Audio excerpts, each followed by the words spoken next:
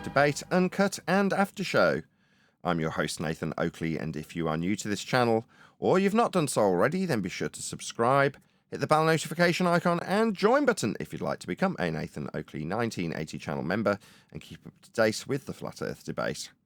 If you would like to support the channel, there is a super chat that runs alongside each of these shows while they premiere, and there's also Ko-Fi, Patreon, crypto and the thanks button in the info box below the video.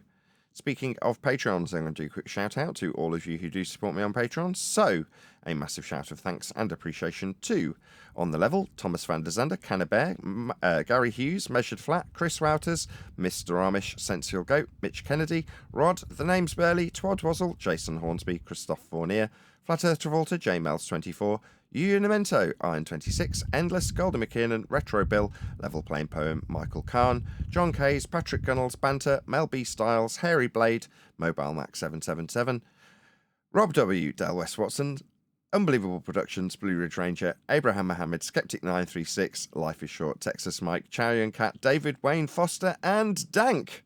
So another massive thank you to all of you for supporting me on Patreon. Now I will hand over to whoever's in Discord and Google so you can enjoy their dulcet tones while I set up for today's live show. In a sense. Exactly. That's what I'm saying. That's why when I talk to flat earthers about it, sometimes I get the feasts of nonsense treatment, whereas like there's video of it. We see these things, so I don't understand. Yeah, I'm a curious. I heard recently somebody say something really interesting. He said there's something funny going on with the data line, right? like Right. tracking shipping and stuff. Was that you? No, that Yeah, wasn't me. but if you look at this from our standpoint as a flat earthers that we are, knowing that these things cannot come from the vacuum of space, yeah, and that's a good starting point right there. So if it's not from the vacuum of space, it's from right here. Wait a second, George. We're not interested in the heliocentric religion, okay? We're talking FE strictly here. Just FE guys. Yeah, Exactly. forget about the other guys. Let's not talk to each other like we're globies, okay? Let's talk to each other like we're FE. We know there's no vacuum. Let's just treat it like that. Like Let's talk the about first video And I'm treating it like that. Yeah, 100%. But like the first video I posted, I think it's interesting. Like I catch videos where you can clearly see that it looks like how we would compare a boat going across the water. You know what I mean? Like it looks like it's skating across the water in the sky. The first video I posted.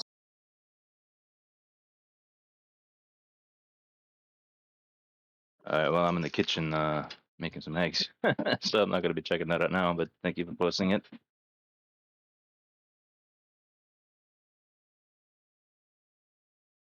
Oh, no problem. I have lots of these videos. Lots of them. Hey, I still Righteous, like you don't, observational stuff. hey, Righteous, you don't eat a lot of eggs, do you?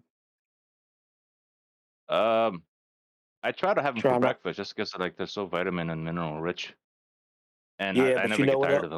of them.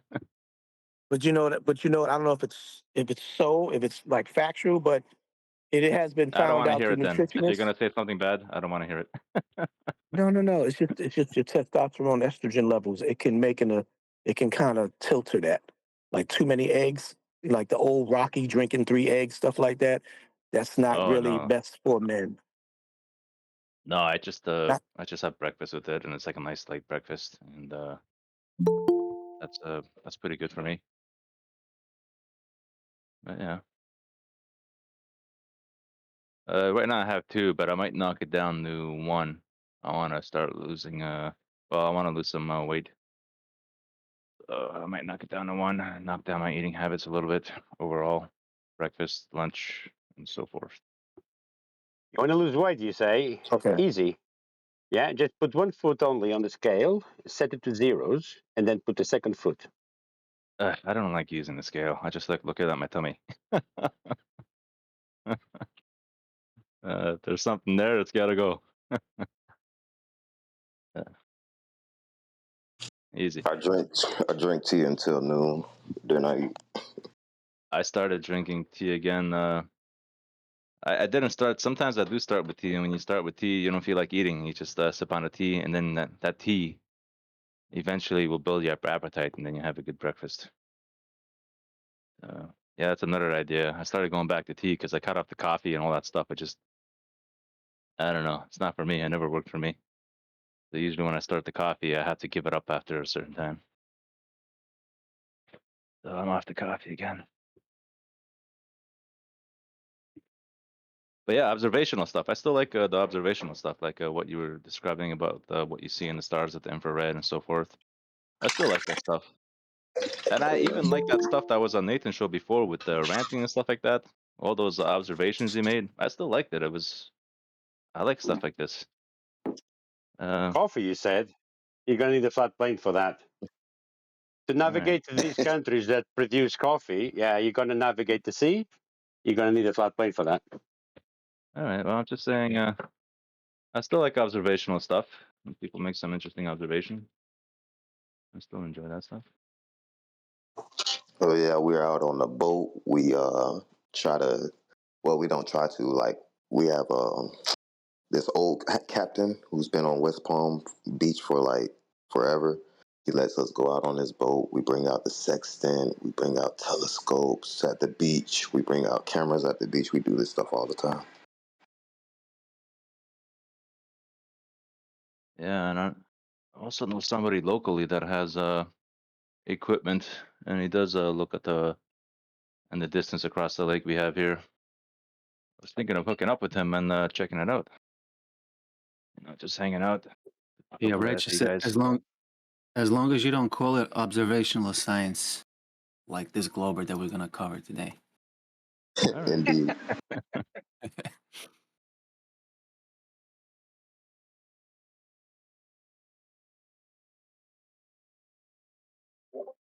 Did Nathan's sound get fixed? Oh, Yep. George Yeah, said yeah, sounds great. it was half Yeah. my fault. So, for whatever reason, because it's really hot, I thought I'll shut the computer down. Last night about 1 a.m. or 1:30 a.m. or whatever time I stopped, I thought I'll shut it down. It's hot, right? Which I don't ever do.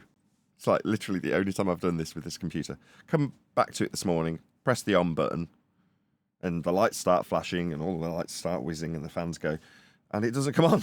I'm like, oh shit. So I forced it to shut down and restart. And in so doing, whenever I do that, I should know that it resets the sound settings in the PC and Discord. So when I've then set everything up, it doesn't know where the desk I use to control the sound that's sending it here, there, and everywhere, and not here and there and everywhere for reasons of feedback. That was all messed up. But that wasn't the computer's fault. That was my fault for not going, oh, right, because I've force crashed it, I better go in and double check that all the sound settings are as they're supposed to. I didn't do any of that, so it's half my fault and half the computer's fault. Anyway, it's all sorted now. Hopefully I'm nice and clear, and so is the G Plus panel. If I got shouty with you, which I probably did, I'm sorry. None of that's been recorded. That's been lost to time.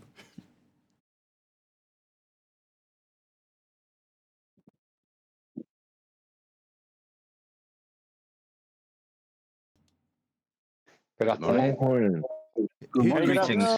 who did I miss from G Plus? Hello. Got so many people in G Plus. I missed somebody. One Deck. It was one deck. Sorry, One Deck. You couldn't see your name, and I didn't think to scroll down in the other list, so my bad. Anyway, it's good to be here. More people than ever for some reason. Is something going on? Is there some important event for there to be this many people in the G Plus panel? Clearly not. Everyone's just keen to be here. Well, I'm privileged. Thank you for being here, all of you lot. And I can't even... Nowhere else we'd rather be. Glad to be here. Oh, that's good to know. Well, how do you want to proceed? Do you want to do a bit of housekeeping? Do you want to get straight into this video that had been shared by Sensual Goat? The housekeeping? You're not going to do one housekeeping question? I'm veering away from them more and more as time goes by. Because the more I say them, the more I feel I'm inviting the position that contradicts, is that the right word? Our current 2024 position.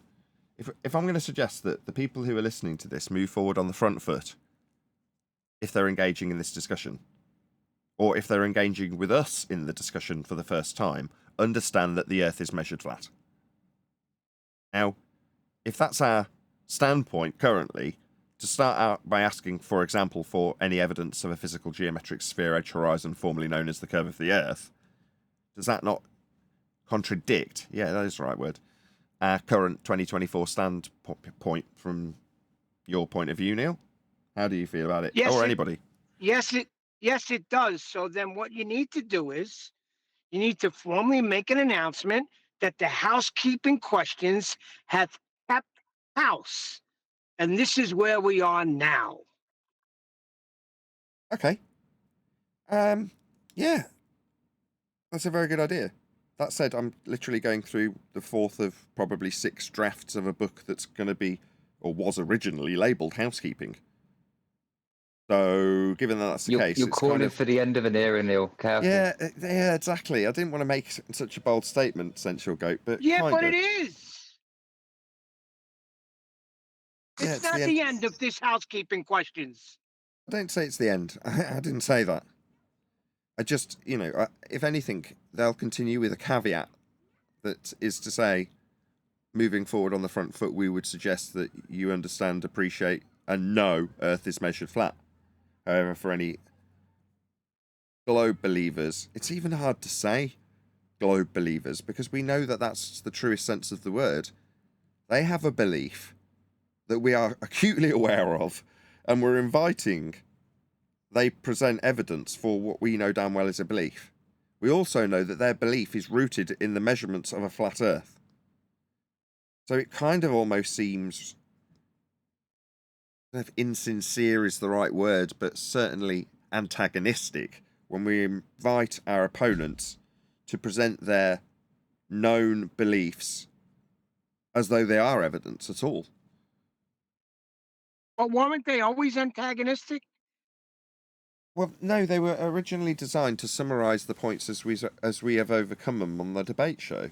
So, with that in mind, you reiterate them so that you don't have the rinse and repeat cycle. I mean, in a way, they were detrimental because it stopped the ball believers coming, because we're constantly reiterating all of their failings in their arguments to date. Well, that leaves them with very little wiggle room. It keeps house. Now, by not doing so, you would have had, over the last, let's say, 3 or 4 years, for the sake of argument, people coming in that just wanted to reassert that we have a physical geometric sphere edge, or that we have Coriolis deflection, therefore Earth is turning, or that we have a distance to the sun measurement, etc., etc., etc. So to prevent that from occurring, we reiterate the outcome of the claim to be proof from the globe side within the question, or within an obvious answer to the question. So I don't think it's necessarily, in any way, necessarily going to be ditched, but it's just one of those things that it does kind of counter our current standpoint. It doesn't counter any of our arguments, and there's nothing wrong with any of the housekeeping questions. But if you were to arrive here like you were discussing in the pre-show, Neil, you didn't have this and you didn't have that when you were first approaching the flat Earth subject. We think, okay, well, what would I want if I got here? Well, I know what I wanted when I got here, and I didn't get it, but I can provide it by pointing out how Earth is measured and reiterating, for those who want to enter into an advanced debate with someone else, how the globe comes from those flat Earth measurements. It's like the any evidence of an elevation angle being obtained from a curved baseline. That, to me, is like asking a question like, is there any evidence of a 5-sided triangle? Yeah. Same. It is, though, isn't it? Because it's never going to happen. Same with the gas pressure without a container argument. When you ask, is there any evidence you can have gas pressure without a container? Well, no. Why would you ask? Well, because there's a sky vacuum claim. But that's the only reason for us to be asking. Again, with my general stance in debate with anybody is, if I haven't made a claim about this, I don't give a crap to defend it.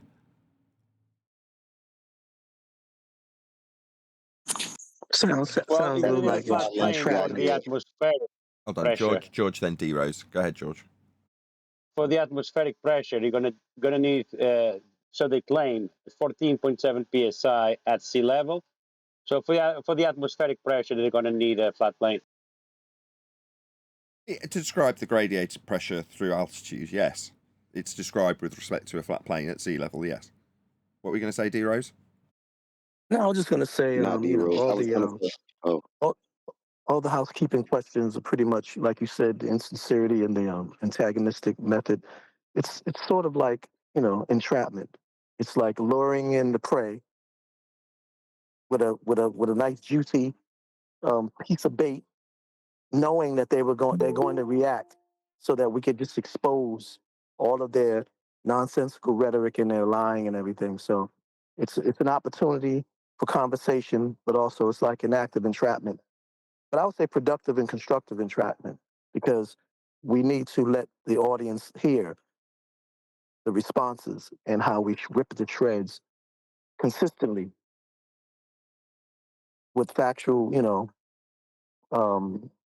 refuted proof against their belief. So that needs to happen more, but nobody's coming in because I guess they've given up, or they just don't have a new answer to give, or they feel scared for whatever reason. Because when you do your premieres, they're just chopping it up on the chat thread, running their mouths. I wish I could remember the name of one guy that was on here on the chat thread the other day. He was just going in, and me and Divergent kept on asking him, "Why don't you just come on in?" Divergent sent him the link. He was the one that was betting you. He was the one that's betting you money, Nathan. He said, "I bet you this, I bet you that. You're scared. You're a coward." You remember who I'm talking about? No. It was last week sometime. Nathan don't remember yesterday, D. I remember releasing a video from the guy that was very polite for several hours after Ballbusters. Was anyone around while that guy was here chatting to us? Polite baller. Right up until the point he called me dumb. Yeah. His name was Steve Windorf. That's who it was. Well, he was very conciliatory. That was Steve? No, I don't know who Steve was, but Steve was on the chat going in hard and just trying to antagonize Nathan. I'll bet you money. Steve with a V and Windorf, Windorf. Yep, Yeah, that's I who see it him in was. chat. Nathan, the funny thing about that the other night, when that guy came in, he was being polite, and then he wasn't anymore. We were eating dinner, and I was saying how the show was more family friendly, so I can have it on. And then you just started ripping them apart, swearing up and down. I went, well, sometimes we do go back a little bit. What had actually happened? Just to be clear, so this guy's starting to. You can tell when people are starting to twitch, let's say, because they start to swear. There's a reason I say in the intro, please don't swear. Well, in this case, the guy's swearing. Now, he's not doing it in a vitriolic way directed at me, but he's swearing. Yeah? So they slip out here and there, and it's for his frustration. So you kind of forgive it. You don't call him on it, or I didn't call him on it, and neither did anybody else, because you can understand it's coming out in frustration. It's not directed at anybody in vitriol, right? But at the point that frustration, him twitching, as I put it, turns into you don't understand, after he's clearly acknowledged and understood how we've measured Earth flat, he's given the rendition back to me, so I absolutely know he understands it, but then he's stuck in cognitive dissonance, and is out of that cognitive dissonance in his mind is to call me dumb and tell me I don't understand, after, couple of hours minimum of being very civil with the guy, taking him by the hand, not condescending to him, not demeaning him or getting angry with him when he presents obviously flawed globe evidence. We courteously, and Huey took a long time with him over gravity, a good solid hour of him going through Einstein's papers, with only subtle hints that he's on a fool's errand looking for a chocolate teapot or stripy paint, or glass hammer. But other than that, we're not overtly ridiculing the guy. So at the point that he decides that he's going to condemn me as being dumb because he can't quite fathom his cognitive dissonance when we're measuring Earth flat in his own words and his own examples that he's comprehended and given us back, that's when I lose my temper with him. Now, it was very, very temporary, 60 seconds of me basically shouting and swearing at him and putting him in his place and giving him a rendition of all the stupid things he had said over the last couple of hours, which, as I say, we had pulled back or held back on, ridiculing him for when he said something stupid. For example, an independent variable is me driving away from something. You're like, okay, no. But if you're going to assert such nonsense, in the moment we'll say, well, actually no, for these reasons, rather than that's really stupid. But when your cog dis kicks in and your revenge for your own cog dis is to call the person who's helping you stupid and dumb and you don't understand, it's like, well, you're going to get both barrels. You know, you don't know me, I don't know you or care for you, especially when your, you know, polite nature has turned into ad hominems. Like, okay, well, I can just do what you guys have done. I've learned from you how to ridicule over 10 years. I was generally quite a polite guy. Go back to the Flat Earth debate, pre-Flat Earth debate, Flat Earth UK interview show. Nothing but conciliatory and polite to everybody I encountered. But over the course of 10 years, you learn how to be ridiculed by your opponent. And if you need to turn the wick up to 11, so your opponent's shell-shocked in the moment, because he's like, oh, you're just dumb, you just don't understand. No, you're in pain, and you've been very stupid here today. And I'll absolutely make you aware of how stupid you are with set examples, where you failed to example how I've been dumb according to you. That's what he actually got. But anyway, that all of those disclaimers aside, that's in the members-only video that was recorded after Ballbusters at about 3 in the morning. Anyway, so that another reason to be snippy with him was that, you know, Huey had invited me in to discuss why Earth was measured flat at about, I don't know, 1 o'clock in the morning after Ballbusters. And I'm like, oh, literally about to toddle off. And then we spend another prolonged period with this guy who I don't know and don't care about. But because he was reasonably civil, you like spend that time. Anyway, his trimmed out clip has been labelled as the best flat earth proof ever because it was the most concise rendition of a back and forth between me and technically an opponent about Earth being measured flat, and a reasonably honest recognition of what is being done, how it must be done, and how Earth is flat to do it from the opponent. So with that in mind, I thought, well, as we're a debate-orientated show, and this is basically a flat earther telling a globe earther how their globe comes from those measurements, and them accepting and explaining back how they appreciate latitude, for example, is a, in my opinion, excellent rendition for a public to understand how you, the globe side, can accept and understand the Earth being measured flat for your globe to exist, because it's absolutely required. Hence, this guy could only concede at the points that describe measurements off a flat plane, because that is what is required to create a globe. And so, as a result, it was only about an 8-minute video. But I have released that to the public, formerly members only. Go and check it out. It's called The Best Flat Earth Proof Ever. And I, most of us here, including myself, audibly witnessed it when it was happening. And I also shared the link of that to that particular channel of that blonde lady who said, why you don't argue with a flat earther, who I was mentioning earlier, that I wondered if y'all covered or going to cover, because I thought it was so great that right there, nipped it in the bud, right there, of all of her shenanigans she was trying to throw in her video about being a this and that and believing in this and that and asking all these questions.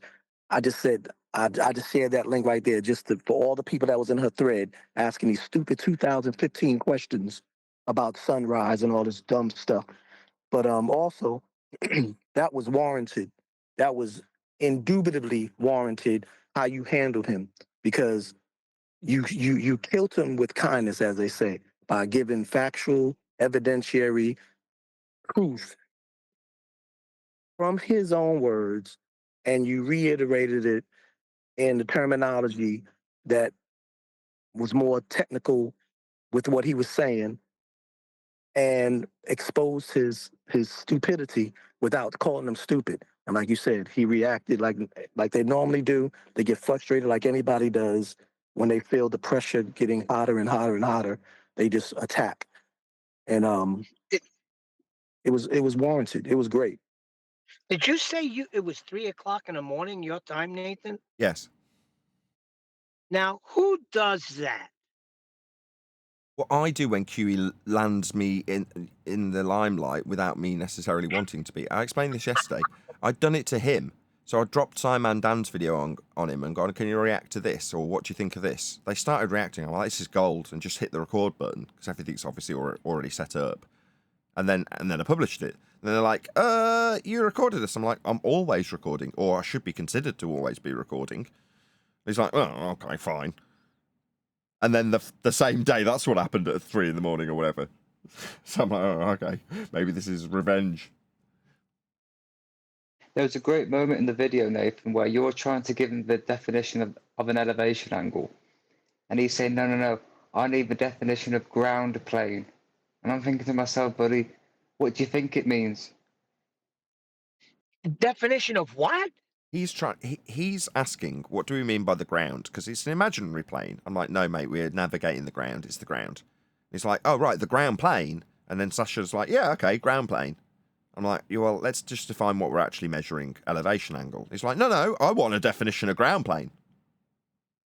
I'm like, okay, well, the measurement we're making is elevation, and that's what I'm going to be reading out, so I'll just read it out for you. Yeah, but just the word elevation. What do they think they're measuring it from? Yeah, I like that word. Midair? Yeah, elevation. What does that mean to you? Just like random 0 point in space and how high you are above that random plane that's imaginary? No, it's elevation, you dumbo. Was the ground plane, or was that whatever that is that supposed to be the GP? Is that is that like the glow point, like the other baller called it one time? No, he didn't qualify it, but I did. I'm like, well, no, this is the ground we're dealing with, and we're dealing with ground positions at the end of the straight line that you're measuring with this angle. It's like, right, so we're measuring a flat plane to get an angle to a star because we need a flat plane. I'm like, yeah, Earth's measured flat. He's like, yeah, okay, I understand. All words to that effect. Doesn't matter what they do. I mean, I had a conversation with someone, a similar conversation, and whatever they're saying or how the conversation's going, both parties are always talking about horizontal plane, level, elevation angles, altitude above sea level. No time ever does curvature come into it or curvature measurement on both sides, because that's not happening. Yeah, both sides are measuring Earth flat. Therefore, the rock and a hard place analogy stands. When a glober comes here and gives their evidence on the front foot, we're reacting to it. And we point out that in order to make one of their assertions, they will need to measure a flat plane to get an angle to a star, for the sake of argument. Now, at that point, they've got two choices. Number one, deny that that is a measurement with respect to the ground, in which case their globe claim, which is dependent on that flat Earth measurement, instantly fails, because it's the genesis of their globe claim. In order to imagine you're on a globe, you've got to measure Earth flat. So if you deny it, you haven't got a globe claim to make. You deny the base foundation of your globe claim. So that's the end of your argument. Alternatively, accept angle measurements to stars, in which case you accept you're measuring Earth flat. When you then say, well, let's take this elevation angle to Polaris and move forth with our globe inference from there forward, we stop them and go, you've just measured Earth flat. That's the end of the argument. And then they can go back to the hard place and say, well, if we don't use that, reply, well, you haven't got a claim to make, your globe is based on it. Oh, well, I will accept it. Well, then you're accepting Earth's measured flat. And so it goes on. It's not hard. Welcome to Flat Earth. Yeah. In an analogy for simpletons, flour is flat Earth. The first cake that was baked, the concept was, wow, I'd like to have a cake. 2-layer, 1-layer, 3-layer. How do I make a cake? What is one of the main ingredients that I must use to make a cake? Damn, flour. Can't make a cake without flour. Not a real cake. So flour is flat Earth. Flour is a prerequisite ingredient to make a cake. And your cake is your imaginary globe. Yeah, we got it. Rose, you just topped my when I ask people for time, telling them that they're going to need a flat Earth. I mean, that flower situation beats that outright. Okay, cool. All right. I thought he was being a hippie with the flower. But you know what? You gotta understand too, the cognitive dissonance is kind of like, I guess it's always revised because you gotta understand though, I kind of have empathy a little bit as if I was a normie or if I was a person that was really not able to release and get rid of the belief. You got people like, I don't want to bring this up, but Bev, who who in a pedantic manner denies the flat earth because he's so stuck on terrestrial navigation and the topographical variance of the plane. So you throw that in there and you think about the people who are normies that been trained and programmed, and you think the ones who are liars, you mix that all up in one jambalaya. You can understand why the cognitive dissonance is so No, strong. I can't, because the information that's coming out in 2024 for the past few years should annihilate any cognitus because you're talking about measurements. Just a slight correction. You said Bev denies the flat Earth. He he knows that it's not flat based on how flat it is. Thanks. Yeah. That's correct. He bases the topology changes on a zero reference point that he must reference in order to describe the deviation from that 0 point. Well, the 0 point is an overall topographical plane that the elevations and depressions of the land will be referenced to. Earth is measured flat to describe how not flat it is.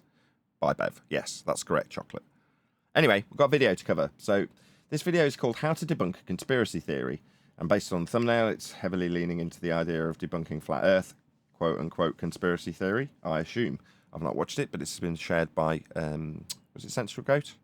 Did you share it, Liam? Correct. There's also a creaky one there, but okay, we're going with this one.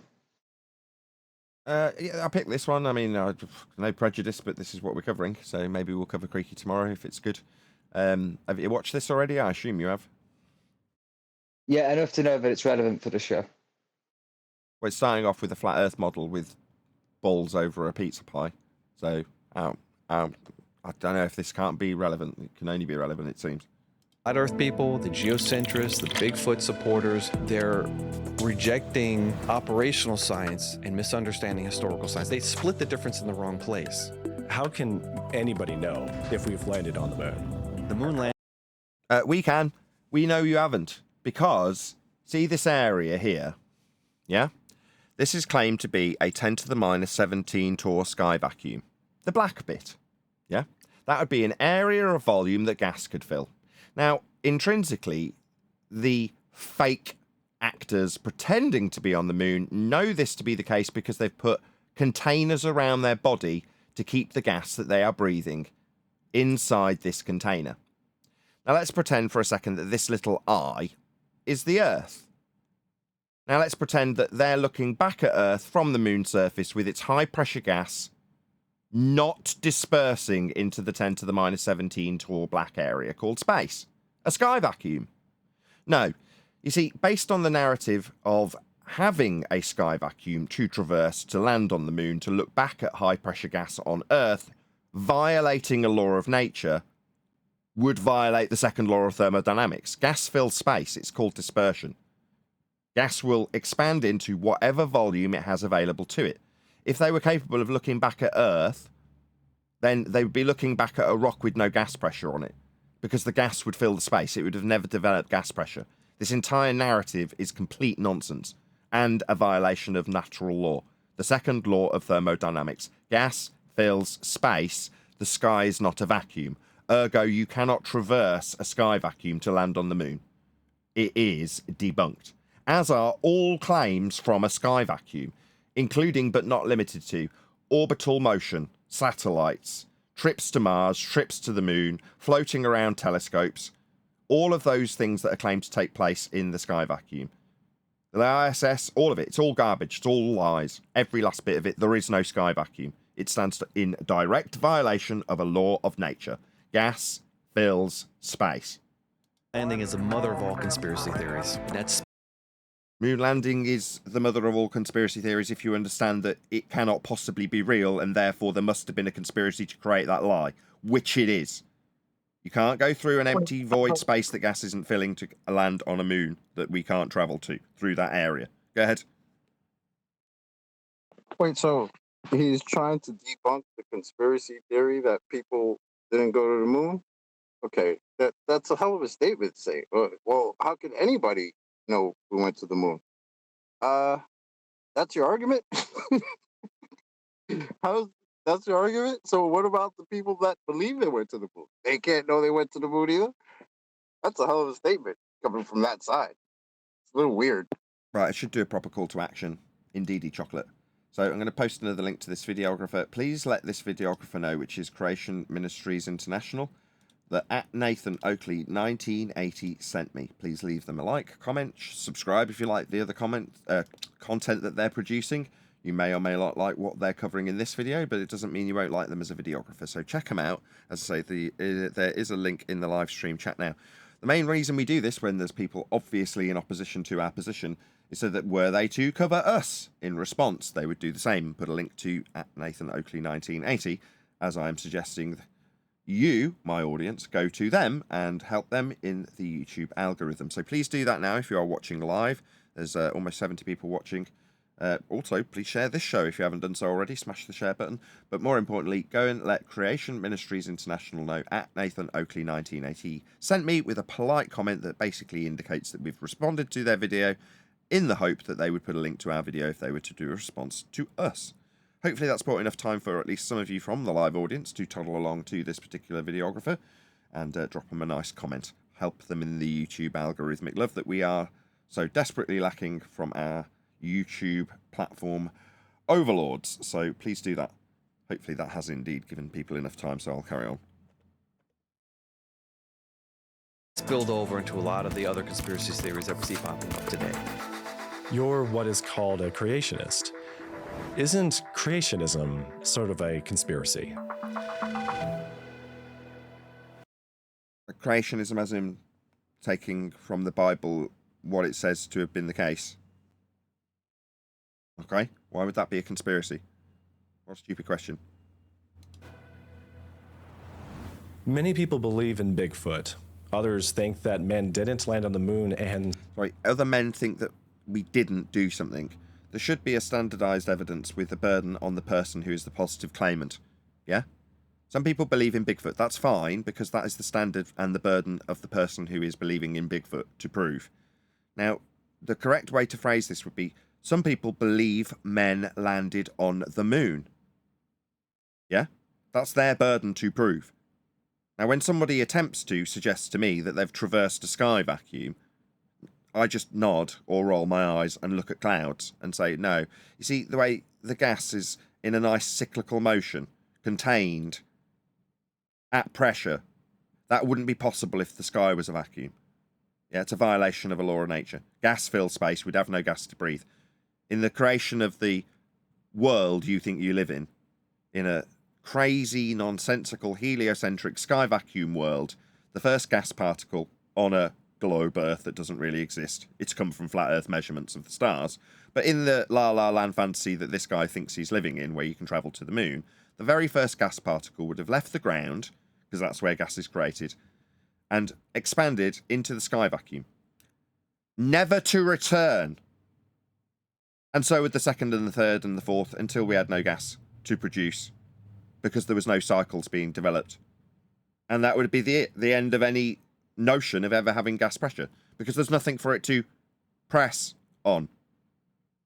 Now in this world, you've got gods. Your gods, they're just men, pathetic men that you worship as gods, that float around in an area that isn't real. They can traverse the high pressure gas and wave goodbye at the Kármán line. But the gas just violates natural law and hangs around a blue marble in a sky vacuum, defying that natural law of entropy and entropic dispersion, described in the second law of thermodynamics. No, definitely not. But here we are with some people don't believe it. Oh, maybe I should be out there proving a negative then. No, your positive claim stands in violation of the second law of thermodynamics. End of argument. Even others think that the Earth is flat.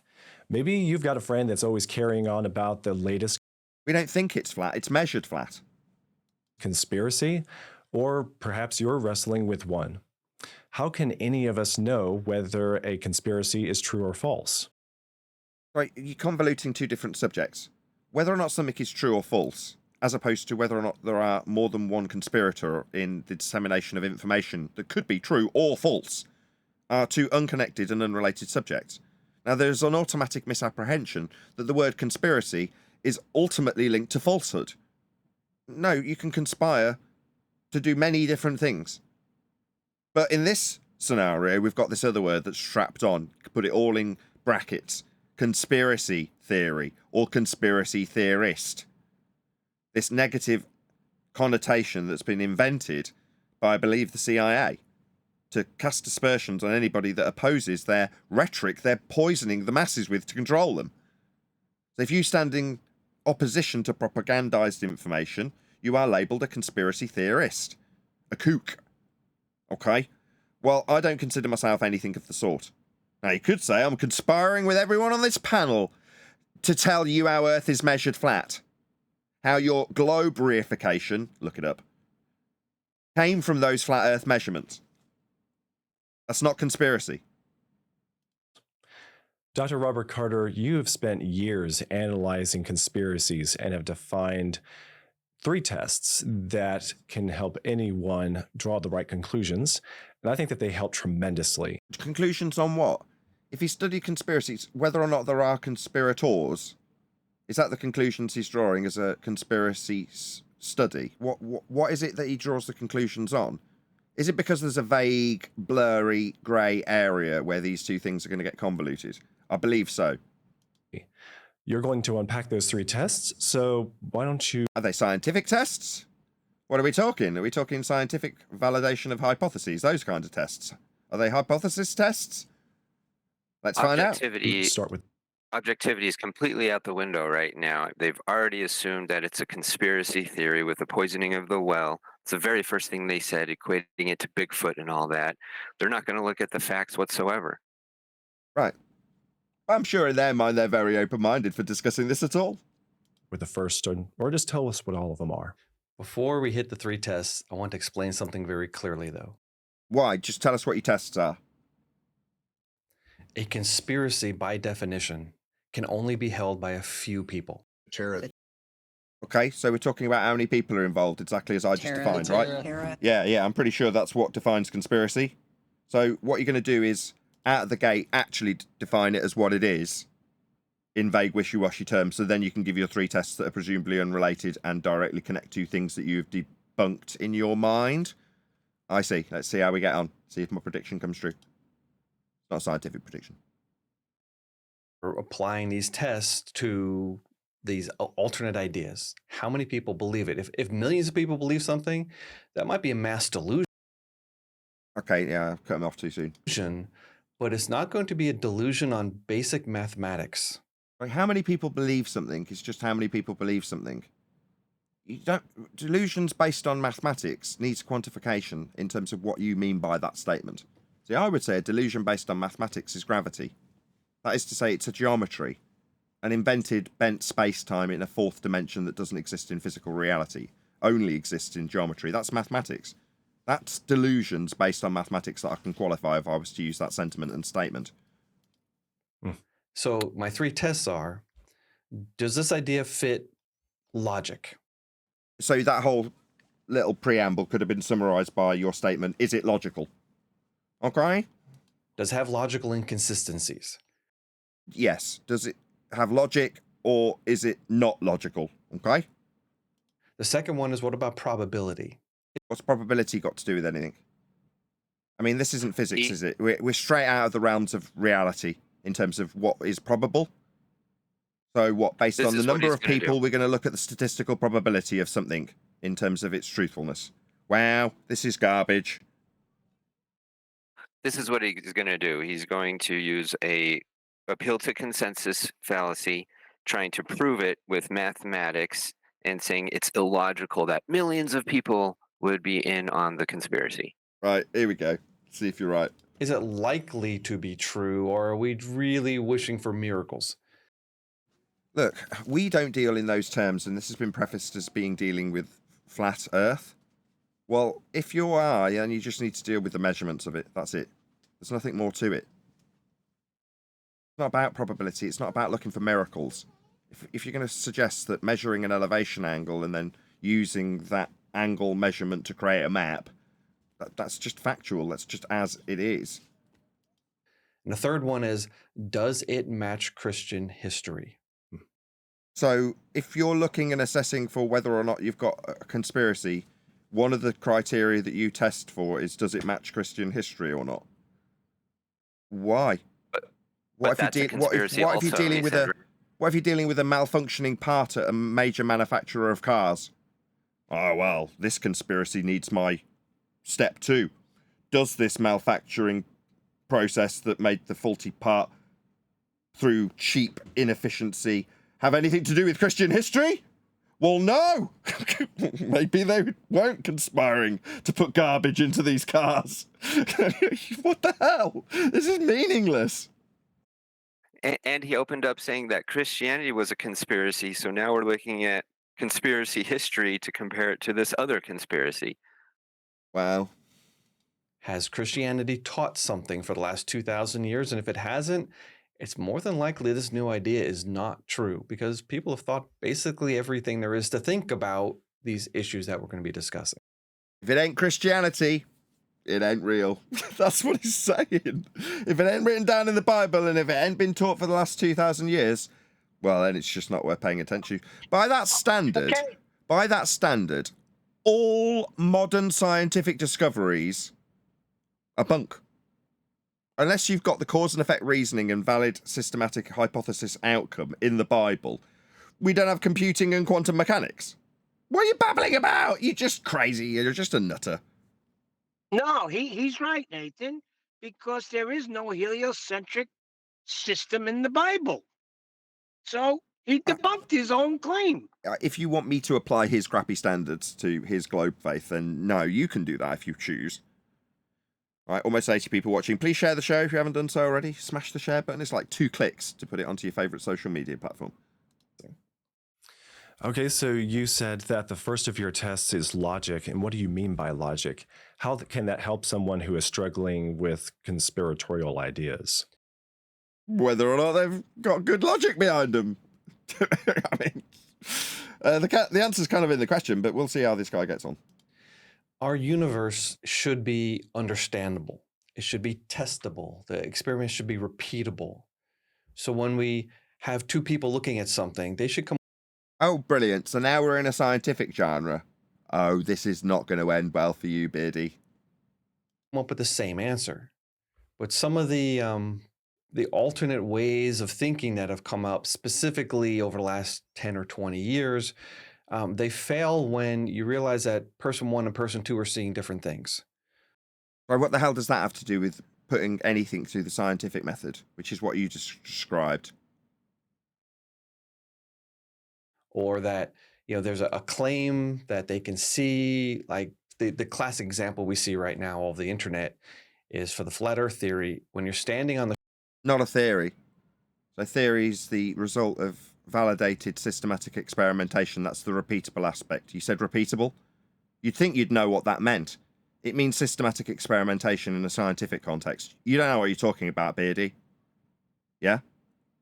On the shore of Lake Michigan, on the opposite side of Chicago, you can see Chicago. Okay, so we can see Chicago. So what's my explanation for this as a flat earther? There isn't one needed. We see Chicago. Okay? So I open my eyes, I look, and I see Chicago. That's what I understand from what he's just explained. That's not science.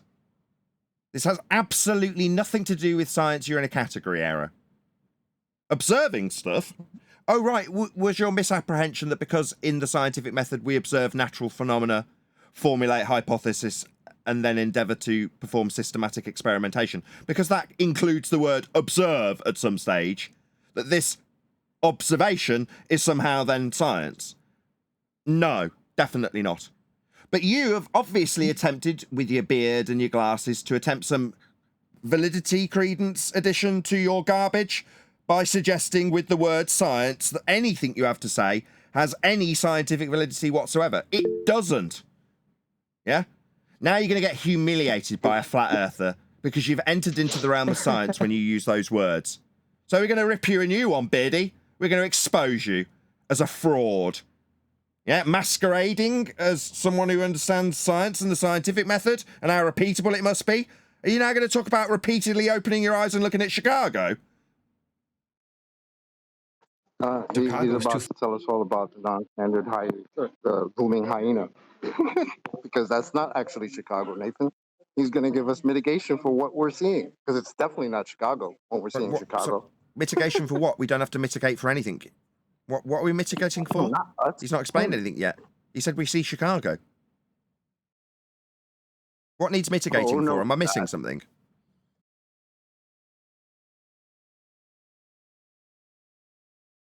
Fill me in. I don't know what you're talking about. If I go to my window, right, and I look out and I see way into the distance the next town over, and I go to the guy next to me, there's the next town over.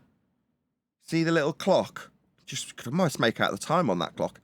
And the guy next to me goes, oh, wow, cool. Yeah, you can see really far today. That's cool. Yeah? So what? Is the town that I've just nudged my mate to say, look how far we can see today. You can see all the way to that town. Is that a phenomena? According to these guys, we're about to be told that what we see here is a mirage. What are you talking about? We've just described seeing something. Shout out to Unitox Femi says, is it Chicago? Natural phenomena? Question mark. Yeah, I'm a bit puzzled too. Chicago, I mean, that's a concrete noun, right? I see Chicago. Well, it's a name, a place name, but you know what I'm getting at. It's just a thing. Nothing's happening. You're just looking at Chicago. A phenomena is something happening, isn't it? Well, if you assume you're on a ball, it becomes a phenomenon.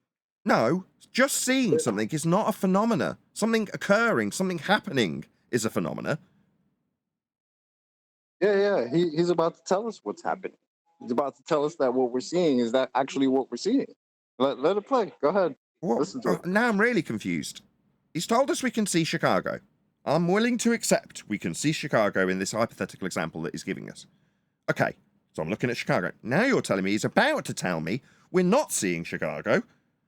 What are you talking about? If we can see Chicago and I've accepted it, why am I about to be told that I'm not seeing it? Let's find out. Now just play on. I'm very confused. Far away, it should be over the curve of the Earth. And so people say, oh, see. Sorry, what? It should be over a curve of the Earth? Why should it be? You're seeing it, you crazy batshit insane bearded old man. You're seeing it, but it shouldn't be there. There's my table. Shouldn't be there. Why not? Earth curve should be in the way. Why? Because I say so. But I'm seeing it. Yeah, well, you shouldn't be. I am seeing it, though. Yeah, well, I say it should be blocked by Earth curve. So what you're telling me is I'm not seeing it because I'm not seeing your Earth curve that you're telling me should be there but isn't. Therefore, we shouldn't be seeing it when we do. Mate, you're nuts. Have you thought of having yourself committed? Sorry, Dan. Go ahead. Just saying, mitigation incoming. Oh, he just needs committing. He's told me he can see Chicago. Now he's saying, I can't see Chicago and shouldn't see Chicago. Well, that's very stupid. I am seeing Chicago. No, but you shouldn't be seeing Chicago. No, I am seeing it. Well, there should be Earth curve in the way of it. No, I'm just seeing it. No, but you shouldn't be. There should be a hill in the way. There's no frigging hill in the way. What are you babbling about, you nutcase? It's like you're standing on the pier looking out at the ocean at an island in the distance.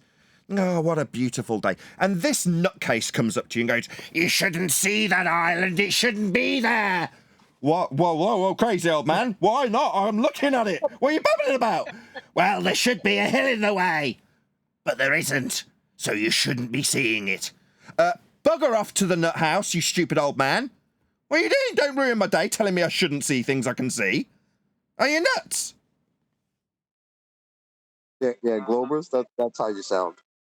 An evil witch comes around the corner saying, you shouldn't see that.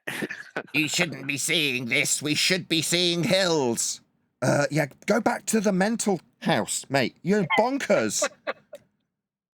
What's causing Chicago, says Unitox Femu from the Super Chat. Exactly. What's causing Chicago? It's just a town with a load of buildings in it. I'm looking at it. no, you're not. It's not really there.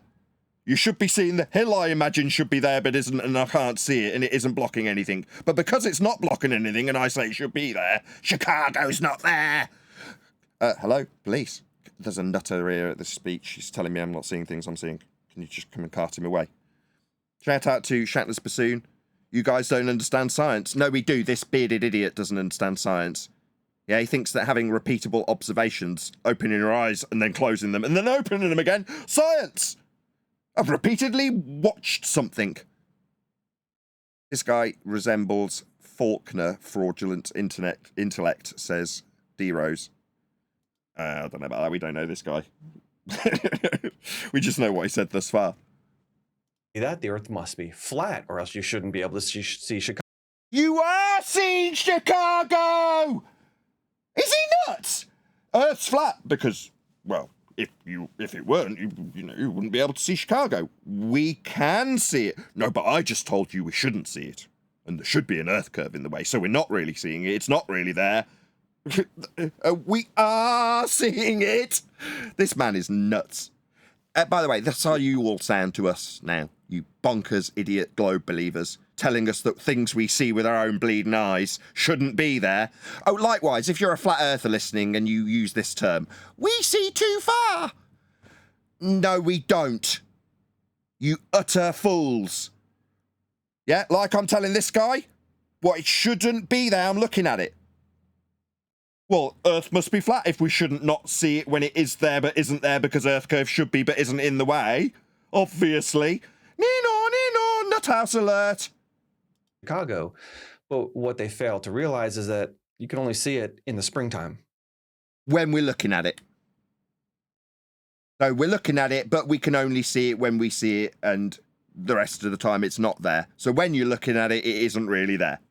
Okay? So I'm Earth, looking at Earth it. is flat in the spring, I guess. Earth is that just what flat in you're the saying? spring then. Yeah. Seasonal flatness. Was that a real response? That's what he's telling us. You missed it. Chicago's only there in the springtime. And at what point do you bring the science into this, my friend? So, this non-phenomena concrete noun of an observation you've seen is going to be scienced, even though it can't be put through the scientific method. There is no cause and effect relationship to establish here. There is no systematic experimentation you could perform. There are no tests to perform. And this certainly is not science. This man's just a fraud. Yeah? Creation Ministries, the man's a liar. He's telling you this is science. He mentioned it explicitly.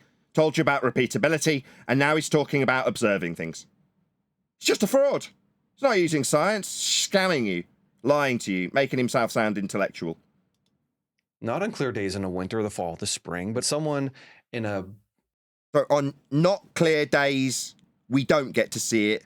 But in the spring, we do, because we shouldn't be able to. Okay, Beardy, we're all clear. Maybe a high-rise building looking out a window cannot see Chicago, but someone down on the seashore can. On the same exact day. Why is there a change in elevation? Why does... Show us that. Right? This hypothetical example where someone really low down with the most limited angle available to them can see Chicago, but someone who's widened their angular view to Chicago can't see it. Do you want to show us that? I mean, it wouldn't make it a phenomena either way. You're just looking at stuff. What's supposed to be happening? Does that change the view because of the laws of physics? Right, physics, the study of the physical and natural world, that's natural science. That's the scientific method. You're a fraud. Laws of physics. Now, number one, there are no laws of physics. The study of the physical and natural world involves systematic experimentation based on hypothesis after observing a naturally occurring phenomena that you want to know the cause of. That's physics. That's the scientific method. Anything claimed to be science that sits outside of that methodology has also got a definition. If it's claimed to be science, like you're doing, sir. The moment you claim science and you have not put your claim through the scientific method, precisely as this fraud with a beard is doing, it is defined as pseudoscience, a claim of science that has not been through the scientific method. This man is a fraud. Using the words of science, using the words like physics and laws, you're just looking at stuff. Not only are you just looking at it, you're the barking rat mad lunatic on the beach telling people they can't see things they can see. That's not laws of physics, you batshit insane. Air is a lens. We know. Is it? There was me thinking that air was an anisotropic, inhomogeneous mixture of gases, and a lens is a lens, like on your glasses, sir. Know that when light strikes anything of a different optical refraction. Sorry, what's a different optical refraction when a refraction itself, into optical terms, would be the transition of light through a boundary layer into a different media? What are these optical refractions you talk of? Bend? No, light doesn't bend. It's going to bend. That's how. Sorry, do you fundamentally misunderstand how light behaves? It travels in straight lines. Now, upon traversing a boundary, as per the description of refraction in Snell's law, it will change its direction. That's not bending. That's changing direction. Now, in a change in orientation to light upon refraction through a different medium, that's nothing to do with how air behaves. It certainly isn't a lens. To describe refraction, you'll need Snell's law. And that law involves traversing a different medium through a boundary. Like looking at a pencil through a glass of water. The light has to traverse a boundary. It's got two separate mediums. That's why you have the light change its straight path at the point, at the boundary layer. You're describing just air's just a lens. Why? It sounds like he's single-handedly trying to destroy his own geometric claim, which is probably why he thinks that we're seeing something that we're not supposed to be seeing. But unknowingly, he just destroyed it. You're claiming refraction. Well, your Earth curve is supposed to be geometric. So welcome to what Earth curve? We haven't got to any Earth curve. So far, all we've got is we can see Chicago. Okay, we can see Chicago. What's that? I need to explain it.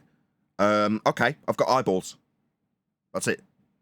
No, he said it earlier. The reason why flat earthers think that we're seeing Chicago is because they're supposed to be Earth curved in between us and Chicago, and we're not seeing it. He already said that. So correct me if I'm wrong then. What we're not seeing is Earth curve then? Exactly.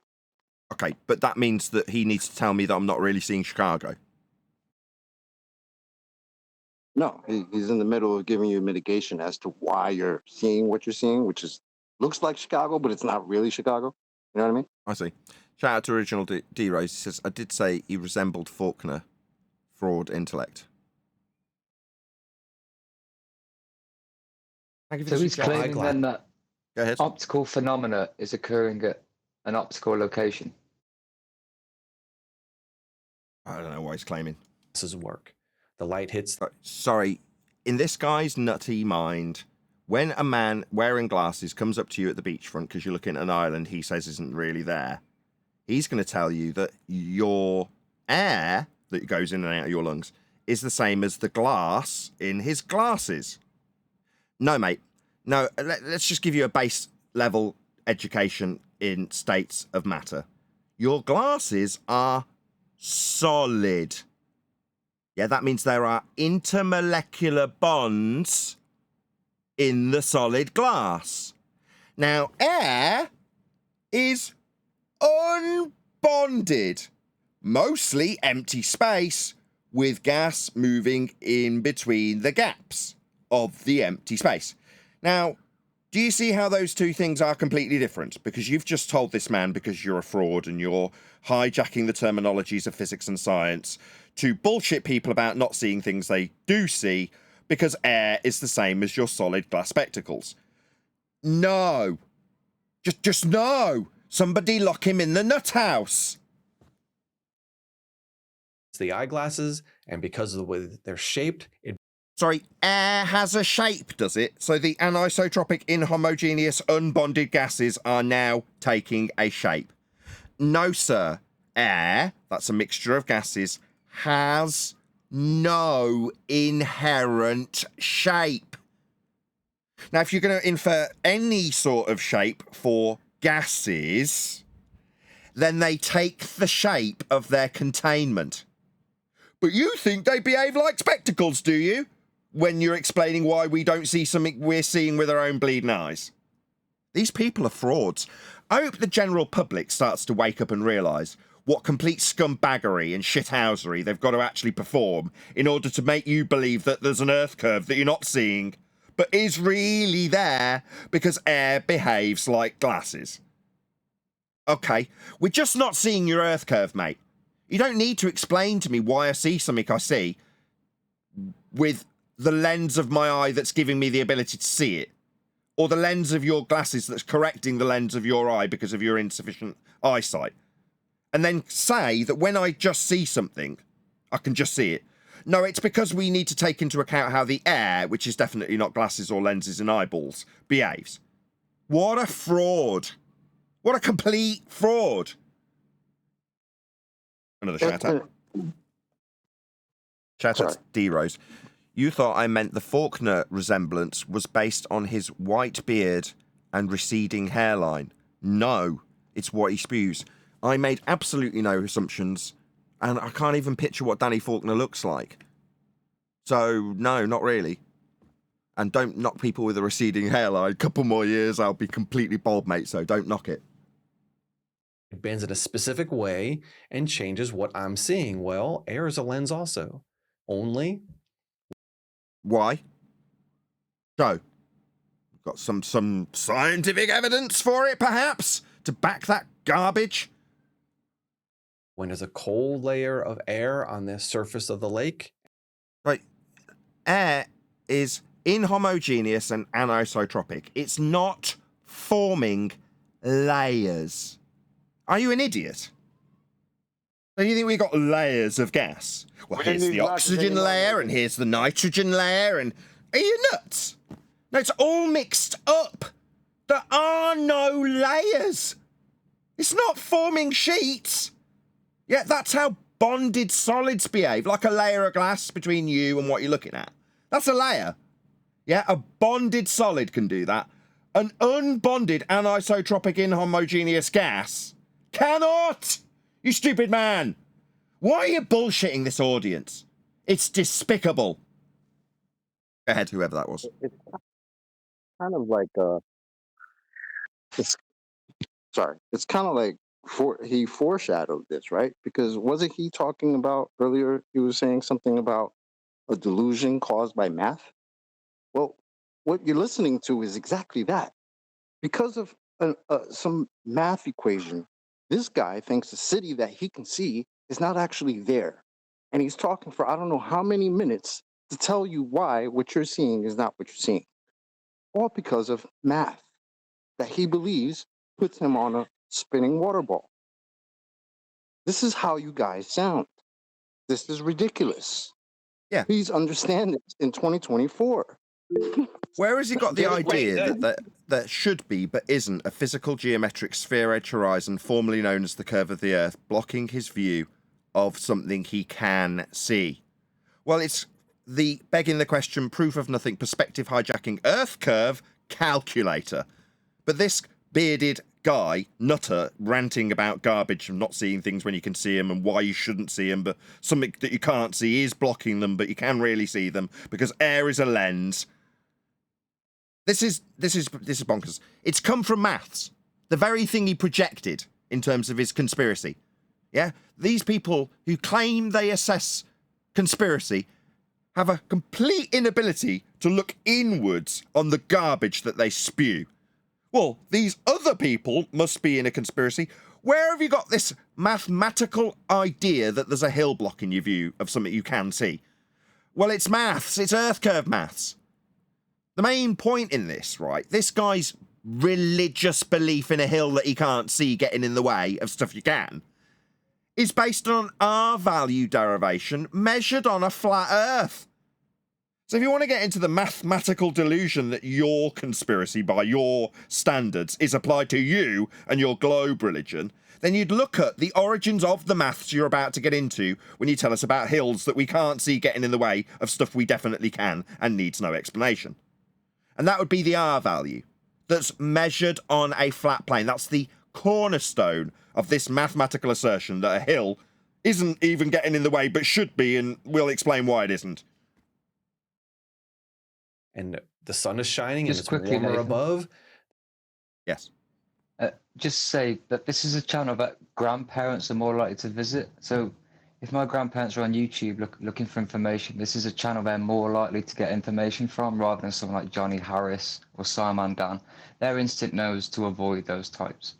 So it's a shame that even if they came here, they'd still get the same misinformation. Oh, okay.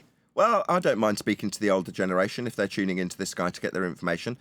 Don't be deceived. Don't be fooled by a man claiming that anisotropic inhomogeneous gases form solid bonded lenses. They don't. For him to assert that there are layers of gas, oh, why? But of course. We all see layers of... No, we don't, do we? He's just making this stuff up and calling it science to deceive you. That's what he's doing. So if you consider yourself of a reasonable intellect and not easily deceived, then hopefully you recognise where this deceitful bearded man is deceiving you with his claims of science, actually pseudoscience, his claims of physics, actually just looking at stuff. The air becomes a lens, and it literally, the light will Nathan. bend and hug the earth, and you can see things over the horizon. Just pause a second.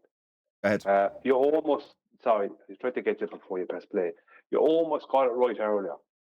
They're telling you that the curve that you can't see, right, is there, and that the thing that you can see isn't there.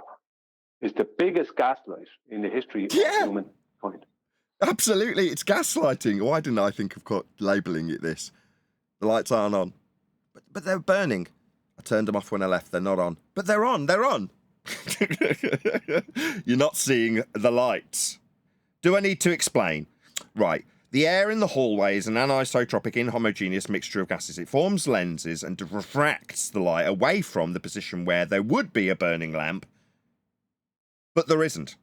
You're not really seeing the lamp on. It's not a burning gas lamp.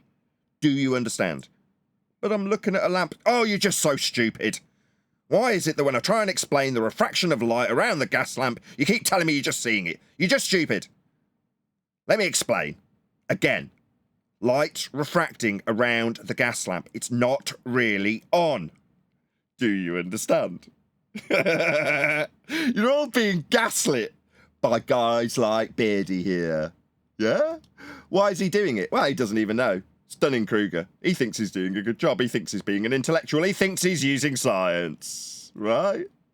When he describes how the layers of gas bend the light around the globe Earth with his hand movements he just gestured with.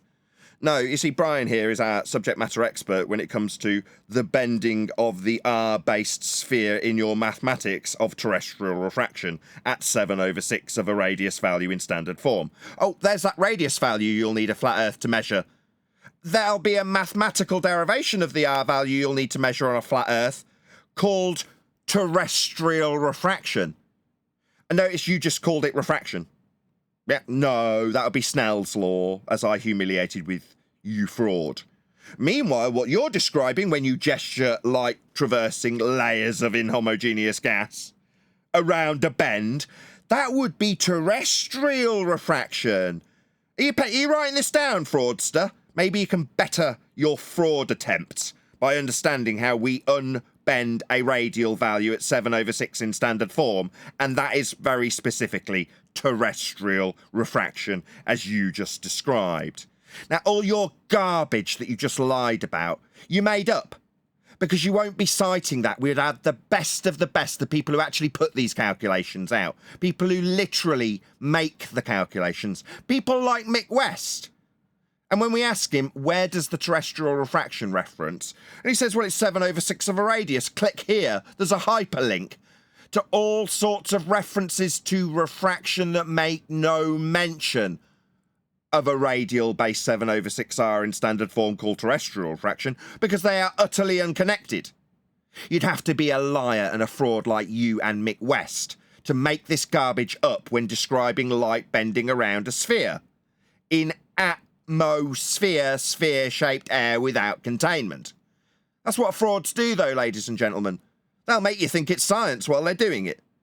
But don't be deceived. If you happen to be tuning in and you wouldn't normally be listening to us, well, know this.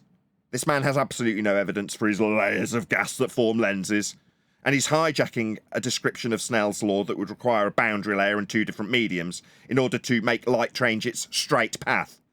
Not bend, as this man lied when he gestured with his hand a moment ago. Just a liar, just a fraud. 7/6R isn't bending through anything. It's just 7/6R, and that is terrestrial refraction. We know where this man lies. Horizon. It is a known physical phenomenon. A horizon's a phenomena now, apparently. Horizons your are just practical horizons, my driving friend. test. They're not phenomena. But now we've got this guy hijacking the terminology of science yet again. Yeah? Notice he didn't mention phenomena until this moment, but I'd already caveated exactly what science would require in the form of an independent variable, otherwise known as naturally occurring phenomena. Now this man's horizon, that's Earth curve, that isn't in the way, isn't blocking Chicago, is a phenomena. We can't even see it in this example, but yet it's a phenomena. So the horizon, the hill that we don't see, is now the naturally occurring phenomena. We're not even seeing it. 30 feet up, doesn't see it, it's only a surface phenomenon. He made that claim earlier. Show. So for a lot of these conspiracy theories, there are... Right, again, why are you wrapping this up in a conspiracy theory? You haven't described a conspiracy theory. You've described looking at Chicago. At what point did you describe more than one? That would be you. You're the only fraud here because this is your claim. So there's one man's fraud about looking at Chicago. But now we're into classifying this as a conspiracy theory. I don't really understand. There is no conspiracy. Oh, maybe it's because you're telling this man. So you're conspiring to deceive the audience with this man. Is that what you mean? Because you've just brought in conspiracies after describing not seeing your Earth curve hill. Valid answers, clear answers, simple answers, and they're things Nathan, that just a anyone... sec. Yeah. Sorry. There is a conspiracy. He's conspiring with the other people with him, which is massive consensus, that they are seeing an Earth curve edge that they're not seeing. And they're not seeing the thing that they are seeing. So that's a conspiracy, is it not? Yeah. So you're saying the conspiracy is to convince people that you can't really see Chicago because there should be a hill blocking the way. We can't see the hill, but that must infer that Chicago's a mirage that we can't really see. Lights bending around the layers of gas they don't form because the unbonded gas forms lenses like spectacles. Therefore, the reason we're not seeing the hill not blocking Chicago is because it is there, but light bends around it, so we can't see it. Therefore, the thing we can't see that should be blocking our view is now the phenomena, because we're not seeing it when we would expect to, based on maths derived from flat Earth measurements. The maths says it will be in the way, and it isn't, therefore phenomena. Yeah, the conspiracy is that it is there, but we can't see it. That's the conspiracy, isn't it? One can see and anyone can know. So you can't just take one observation from one person at one time and make a broad scale application and conclude something like, oh, the Earth must be flat. So if you were to take, say, a broad scale observation of the sky and categorize it as astronomy, and then tell people how their world is based on those mere observations, you'd say that they were completely bunk. Yeah, I'd agree with you. Observation alone does not make science. I mean, observation doesn't make science at all because you need to observe something actually occurring. It's for it to be classified as a phenomena. That's something occurring. Not seeing something that you believe will be there based on maths, that's not a phenomena. It's not true. So you're describing logic as used. Sorry, how is it logic? If I see Chicago, it logically infers that I don't see Chicago because the maths of Earth curve says there should be a hill in the way, but there isn't a hill in the way. Therefore, logically, it must be that unbonded gas forms lenses and bends light around the Earth when I look at the maths equation of 7/6 of a radius value that has been measured on a flat plane. That's logic. No, what that actually is, gentlemen, is you being batshit insane. There is nothing logical or consistent about any of what I have just summarised. Yeah? It's insane. You're the nutters at the beach telling the people having a nice view that they're not really seeing their view. That's your version of logic. You're not really seeing the island, it's only logical. Used for a scientific method approach to... There it is again. Yeah? Fraud. Scientific method. Let's go through it. Just for my audience, not for the benefit of this fraud who's using this method to claim validity of an observation. Step 1. Observe natural phenomena. That is something occurring in nature, not caused by man, not synthetic. And step 2. Suppose a cause for the natural phenomena you observed. That consists of your independent variable, supposition of causal influencer yet to be validated, and dependent variable, that's the observed phenomena in step 1. Step 3. Actualize your scientific prediction, otherwise known as hypothesis. Your hypothesis, if causal influencer, independent variable, then naturally occurring phenomena, dependent variable. It is an if and then suppositional statement that you will vary the suppositional causal influencer and see if it causes the dependent variable you are trying to induce. That is called an experiment. The process also has a requirement for systematic experimentation. That is to say, you will repeat the variation of causal influencer to confirm in a systematic manner that it does cause the dependent variable that you are studying. That is a relatively concise summary of the method of science, otherwise known as the scientific method. At no stage, ladies and gentlemen, has this bearded fraud used that method. What he has done is gone and looked at a town or city in the distance. That's what he has actually done. He has then gone on to told you it is logically consistent to ignore that you see it and assume you can't, because something you can't see, that's a hill getting in the way, should be but is not in your way. Therefore, the should be but is not in the way based on earth curve maths is his claimed now phenomena, to infer that his garbage and lies has somehow comported with this method he just named. Liar, fraud, pseudoscience peddling salesman. The conspiracies. So would you say that conspiracy evidence is essentially pseudoscience? No, because pseudoscience is a claim of science that has not been put through the scientific method as described by me 30 seconds ago. Pseudoscience just means you claim it's science like this guy did and then don't put it through the scientific method. Go ahead. There is no such thing as conspiracy evidence. There's either evidence and proof or there isn't. Evidence means proof. Nonsense. Evidence means proof. So conspiracy evidence, okay, that's fine. So evidence, that's proof that has come by way of people communicating with one another, conspiring to provide proof. Yeah, that would be conspiracy evidence. Perfectly positive, perfectly usable in the English diction. Pseudoscience, yes. Pseudo-philosophy a lot of times also. So are you now going to re-qualify what he asked you into pseudo-philosophy so you can talk about that? Because what you're doing is pseudoscience. You claimed it was physics. You even detailed the scientific method. Unlike me, you didn't go through that process in terms of what that would entail. What he did do is tell us that we're not really seeing Chicago.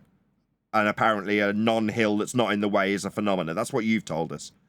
There wasn't a naturally occurring phenomena. There was no hypothesis construction, and there was no systematic hypothesis actualization, because those 3 steps are the base of the scientific method. And if you haven't got them, like you haven't, then you are ipso facto peddling pseudoscience.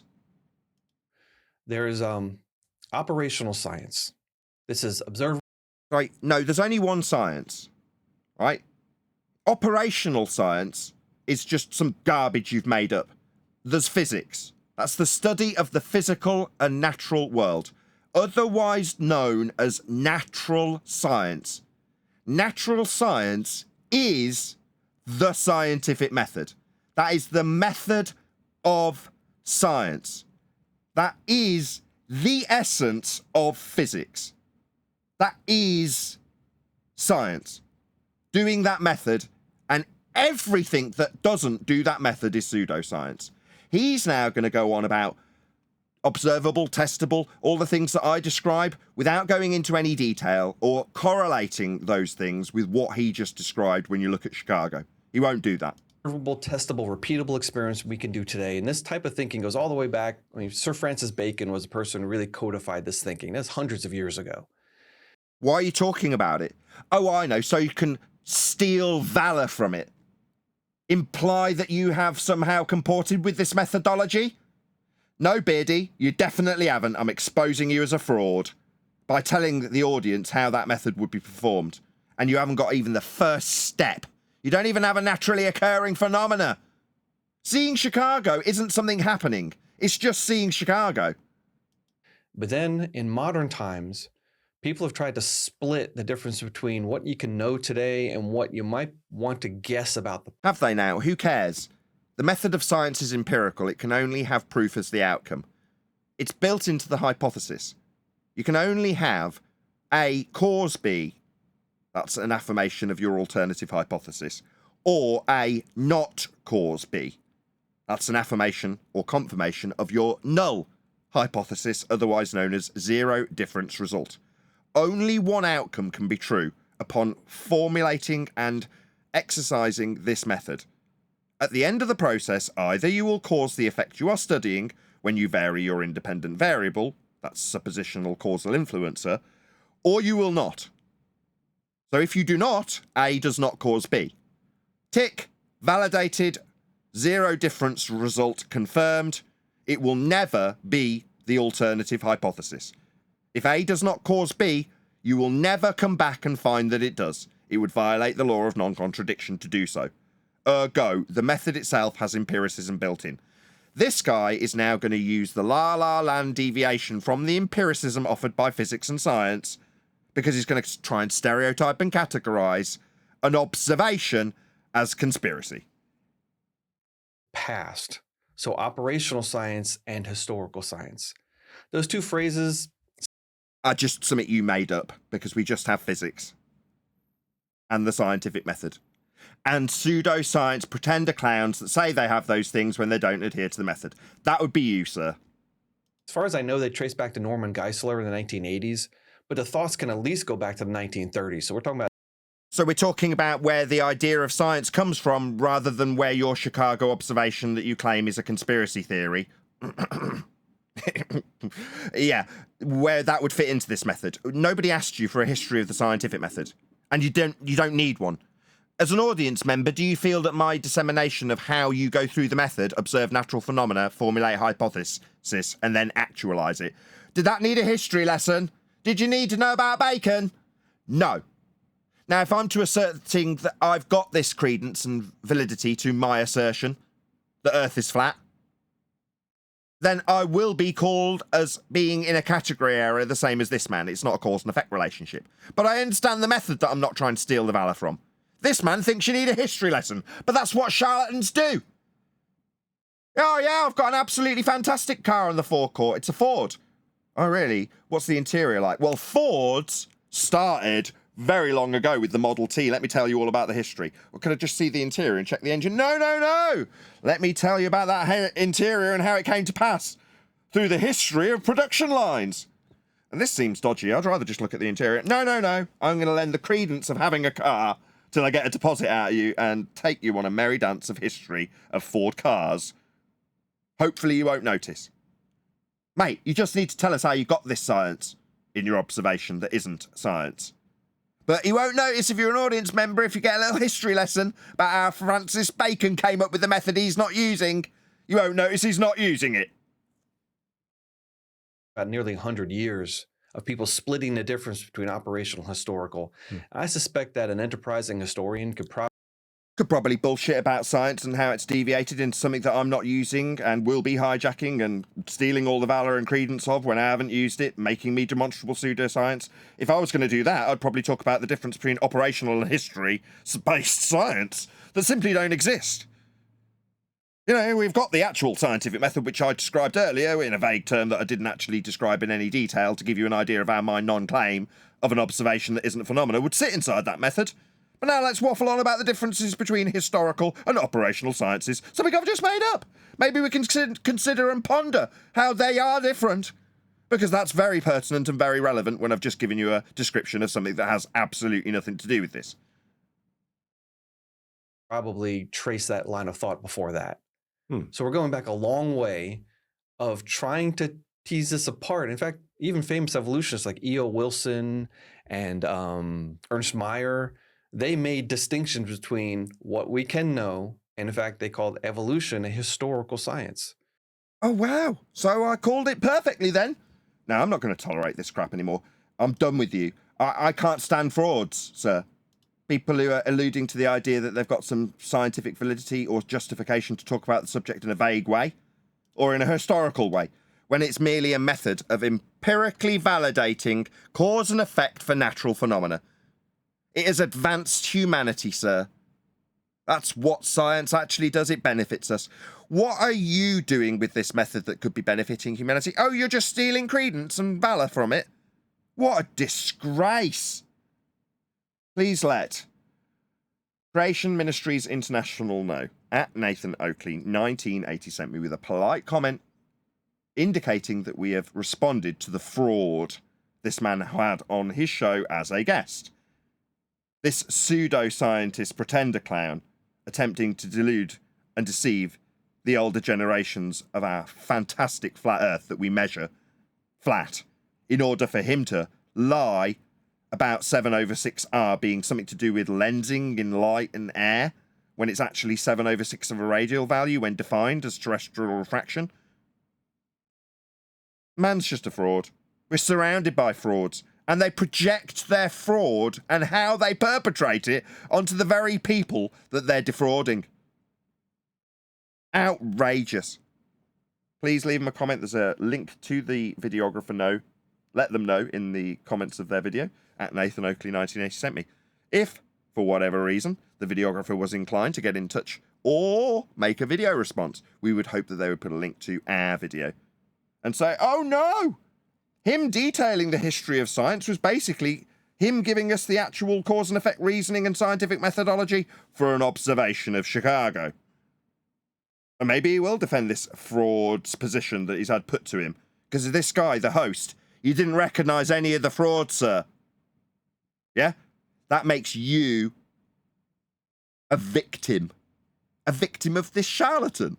You didn't spot it.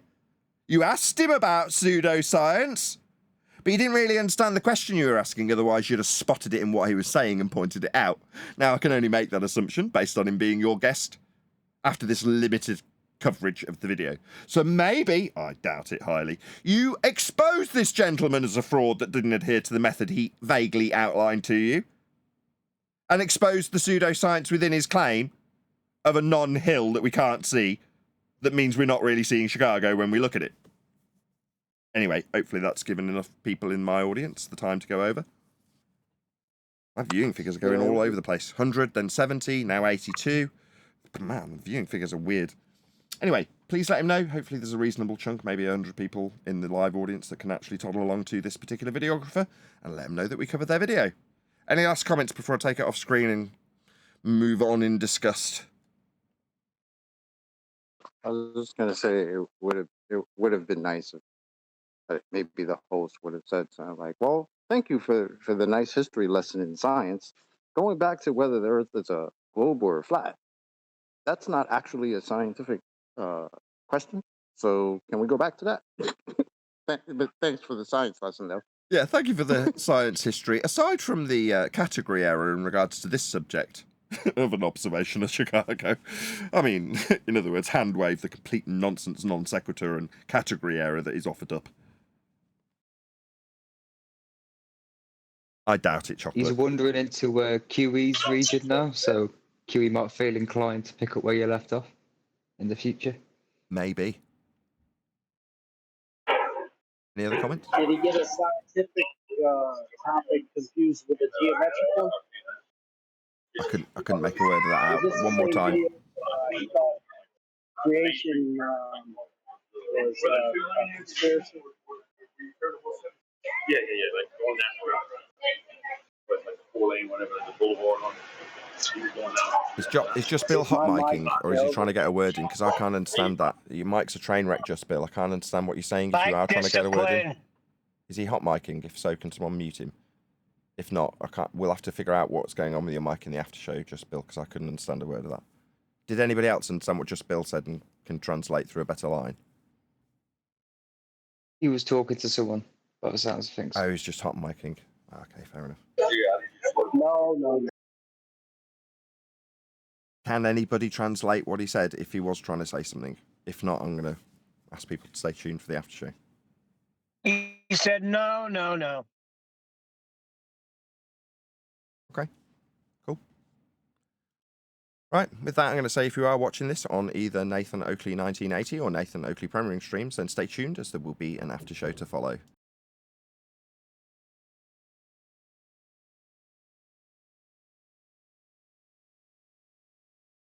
Good choice. I really enjoyed covering that, Liam. Yeah, I had a hell of a time. Thank you very much. Great fun. Yeah, I'm done with this we see too far crap. You're buying into the idea that they're happy to assume there should be a hill that isn't in the way. Therefore, we're helping them when we say we see too far. You're like, no. Point out how nuts that is, how bonkers and insane it is to say that you can't see something you can see. And why can't you see something you can see? Because there should be a hill in the way. And because there should be a hill in the way, we're seeing too far. Because we've got to consider that there should be a hill in the way. Flat Earthers saying this, you're gonna get vitriol. I'm done with it. You know, if I catch you saying we see too far, you're just gonna get a tongue lashing. All right, are you a globe believer? Should there be a hill in the way? You're telling me there should be a hill in the way? Too far? Too far with respect to your old belief that you used to hold, based on your new belief of flat Earth, but your new belief's based on it being a globe that isn't really there but should be. Like, you're all nuts. Point out how insane it is to say you shouldn't be seeing something you're looking at, and then end it. What's my explanation for your suggestion that too far is being seen? No, I'm just looking at it. I don't have to explain anything. I'm just looking at Chicago. Explain it. Okay, I've got eyeballs. Done. No, we should have an Earth curve blocking our view. Should we? Okay, nutter.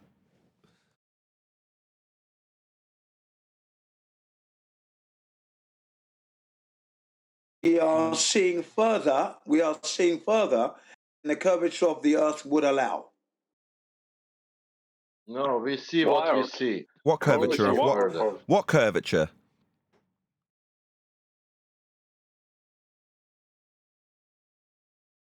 The curvature of Earth only exists in maths. The supposed curvature of Earth. No, that only exists in maths, Jin.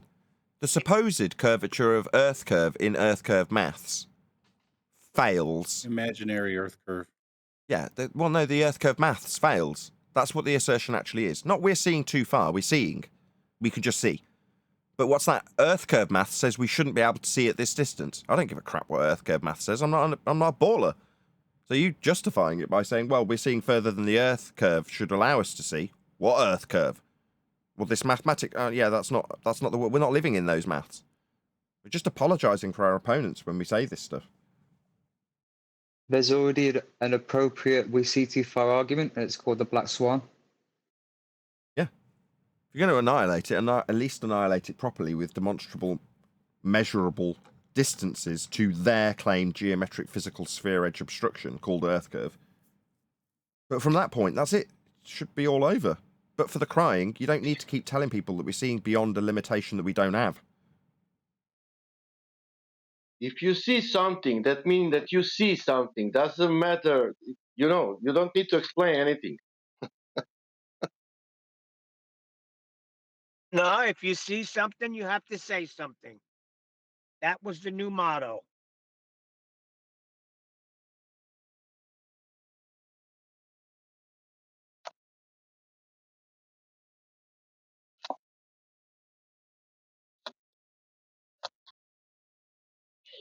It's so hot here. It was time. Yeah. Fuck's sake. Yeah, this is the one day a year we get hotter here. What year was that video, Nathan? Something Ministries. Let's just have a look. It was called How to Debunk a Conspiracy Theory with mixed uppercase and lowercase. How, uppercase, to lowercase, debunk, uppercase, a, lowercase, conspiracy theory, all uppercase. Creation Ministries When was it, International. though? When? Time? When was it made? What was the name? How to Debunk a Conspiracy Theory. Oh, when No, the was it time. made? That's what. When was the video made? Okay, well, just don't mumble at me. 5 days ago. Interesting that he doesn't even mention the Black Swan. How to debunk a That man didn't. conspiracy. Step That number man. one, That assume man. it's a conspiracy. That man didn't look anything about flat Earth because it's new. 5 days. My God, 2024. He doesn't know anything about flat Earth. I'm sure. For I'm him, sure he's heard of the Black Swan. it's only news like conspiracy theory, nothing else. Well, no, because when Nathan was with Patrick Gunnels and he debated the guy who said he'd been looking into flat Earth for years, but by looking into flat Earth, he'd just been listening to anti-flat Earthers. So he's not going to come across the Black Swan in that case.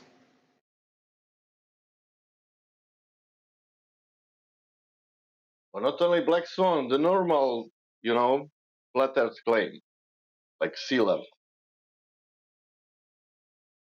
He's probably Will Duffy's mate.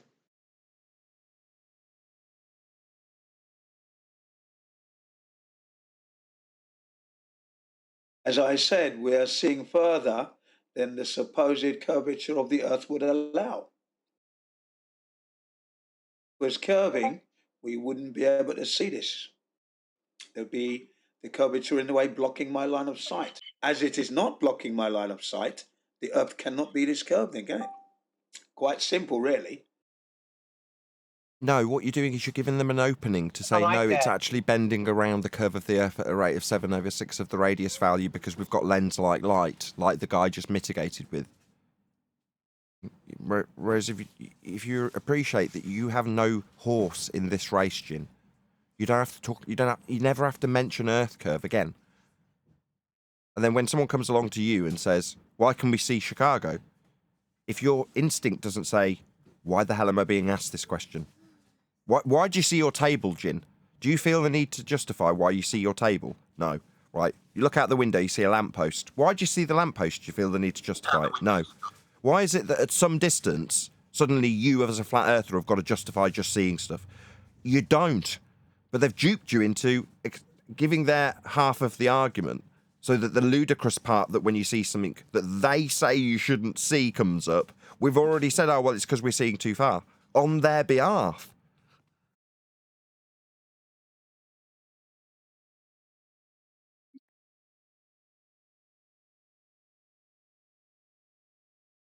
Yeah, I think that's a little bit of semantics there, man. I think.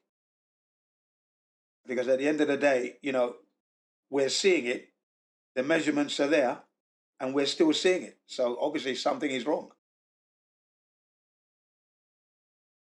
What's hilarious But Gene, about nothing this is is that wrong. You're seeing it because you're seeing it, and you don't think about anything else. Let's say you don't think about the shape of the Earth. You see the object in the distance. That's all. Agreed. If I don't somebody know else wants what's to going explain on. something else, he will tell you that. But what you are seeing, that's what you're seeing. well, but the funniest part about I it, though, get all that. I get all that. yes, But again, with these newbies that right are here. coming in, they're not going to get all that quick. Well, that's why the longitude and latitude measurement and dip correction measurement overtook the Black Swan, because that's when you get into the rigmarole of optics. Whereas with measurements, you don't need optics because the GP is beyond your optical vision anyway. So you're dealing with direct measurements. So it negates all that, takes them straight to the plane of reference. Just go there. funniest part about it, though, you go to the beach with your boy or your girl or whatever, and you're looking at something, and your boy or your girl, whatever, is a glober. They, what literally they have to do is confirm with their math as to what they're seeing is what they're seeing. So if the globe math comports to what they're seeing, yeah, that's Chicago. That's Chicago. But if it doesn't, oh, here comes a half-hour excuse, extended version of what you see here is a mirage to explain why what you're seeing is not what you're seeing. It's hilarious. The biggest part of their trick is to get you to beg the question with them or to reverse the burden. So, like when Tim Osmond was here the other day, he kept hoping that Nathan would explain to him why it appeared as if the buildings were being blocked by water. And we don't have to give them any kind of explanation for something that we're not making a claim about. You just say, I don't know. What do you think it is? If they say Earth curve, you go, oh, great. Well, when was that measured? See, and they like that, right? They like the going back and forth. They don't like the fact that we just accept their claims as concession. Oh, I'm not seeing the Earth curve that you're saying I'm supposed to see. All right, thanks. Welcome to Flat Earth. Snacks in the back. Why do I have to sit here for 45 minutes to an hour discussing with you about the Earth curve that you just told me is not there? And you're giving me reasons as to why it's not there when it should be there, but it's not. So forget all Exactly, that. chocolate. Welcome to Flat Earth. Let's go have a snack. What are you talking about? They know likely that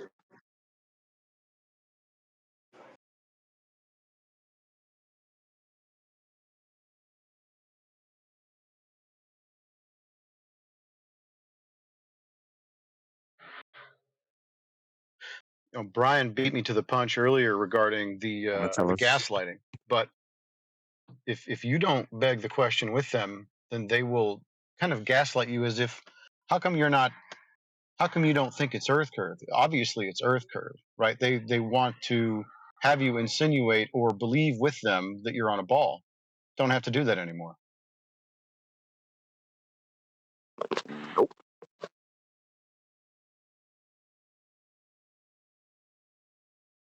That back in 2015, yeah. well, that's the main problem with us, right? Because we are progressing, and honestly, most of them sound like they're regressing, right? I mean, how many times are they going to tell us now that measure flat, but we could extrapolate that into a ball, or it's too big to see the curve? Oh, it's too big to see the curve that you said you measured. Too big to see that. Okay. Too big to see the curve that you think is blocking that boat in the distance. Now all of a sudden the ball is too big. Okay, that's cool. We accept that. Now It's that simple goes as right with the pitch data. They want you to acquiesce to subtle lie. No matter where they Absolutely, put a Just little Bill. subtle Absolutely. lie, Probably on they have Thursday. to do it. Like, Bill, drop and rejoin. bad mic. Yeah, your satellite just went all haywire. Oh, We satellites didn't prove catch the any of globe. that. Satellites prove the globe. Sorry. Yeah. The satellite And just he did. outgassed. That's what happened there. Your mics just prove the globe. Are you denying nuclear weapons? Anybody? Any Globers in Discord? Okay, you Wanna tell me wise how? asses. It's subtle lies, bro. They want to inject their subtle lies wherever they can get it. The more you listen to these people, the more like they just want to insert any lie, any subtle lie that they can get you to beg a question with is what they'll use. If they can get you to beg the question whether or not you see too far on a globe, they'll use that.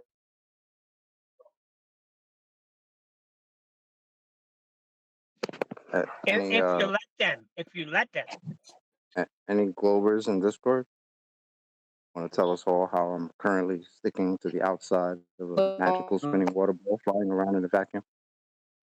Oh, they'll be in chat, not in voice chat though.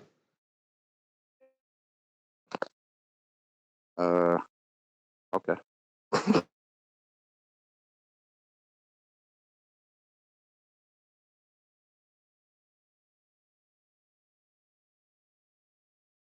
No, they're too scared to join live, unfortunately. They can only chat. Oh wait, so you're saying when you got proof of something, you don't tell nobody about it?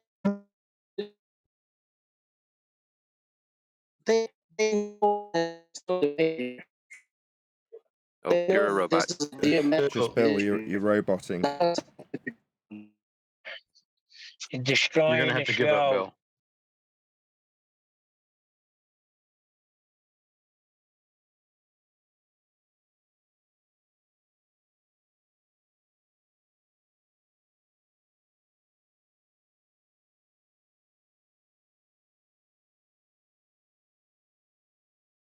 I mean, alternatively, we can all tell him he's roboting and then just sit in silence. I mean, that makes for a great show.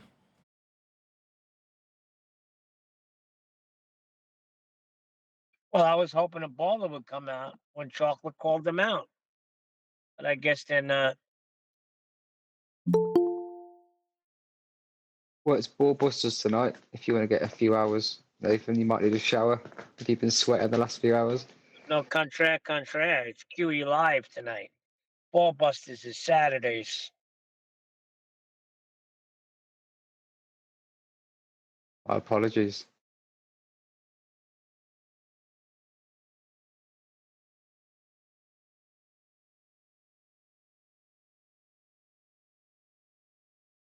Hey, QE. Yeah. Hello. Have you listened to today's show, QE? Negative. I slept in. Oh, you'll enjoy it.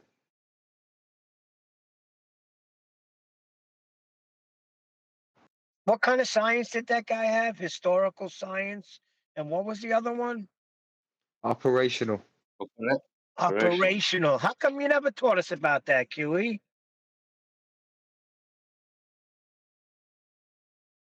Because I'm not from AIG.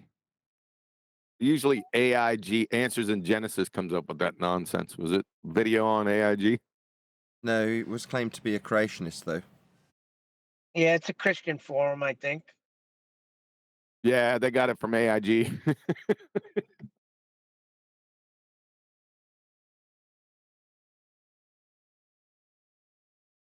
What's the operation? Science?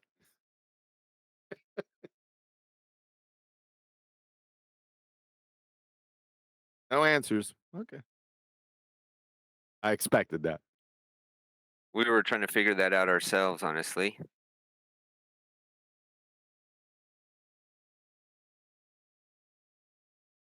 Nothing to figure out. They're pretender clowns. Whoever says operational science or observational science. What are the other ones? Historical. Model. Historical science. That's a paradox. Unless you're Doc Brown. You said that evolution is a historical science? Said what?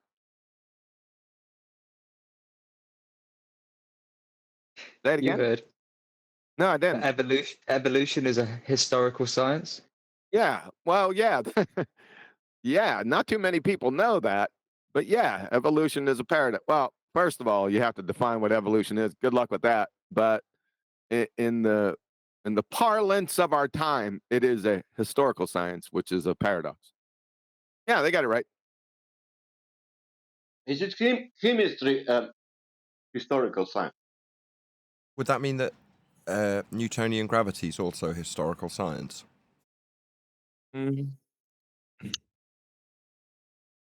Well, everything in history would be historical. The last word on that science part, yeah, that's not going to cut the mustard.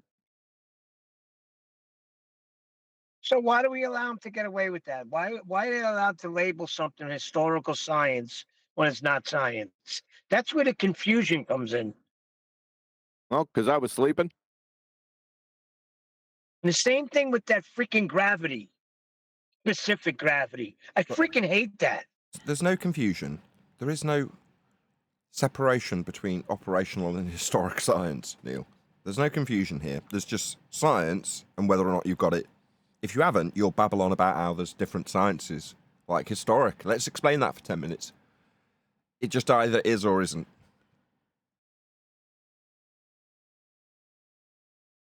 No. I'm saying when people hear there is a gravity that's provable and it's called specific gravity, they're just going to latch on to the freaking word gravity.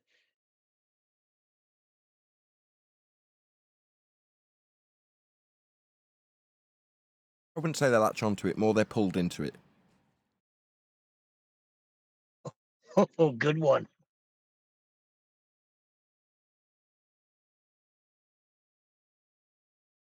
Play the video again. Let's go through it. Have a little bit if you want. You can get a general gist of the, feel for it. Difference, and that's where CMI tries to split the difference. We're not rejecting basic facts of science. We're rejecting various interpretations of things that happened in the past that no one can see. Conspiracy theories, they split the difference in the wrong place. They're rejecting operational science. They're rejecting things you can actually know. They're failing the logical tests, they're failing probability tests, and they're failing the probability test here, QE. You listening to this? Yeah, I was listening to it, but that I have no context, so, and I can't see it, so I'm like out here in Vaporland. Don't play Yeah, it but what anymore. the hell does probability test have to do with science? What's a probability test? That's my first question. failing church history. So something that I have thought about when I'm dealing with conspiracy theories myself is how it does remind me of scientific theories and hypotheses. And it made me think of, well, for example, Charles Darwin.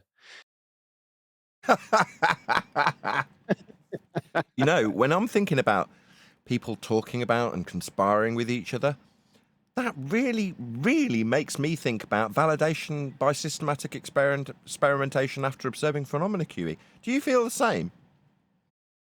Yeah, he's just a pretender clown.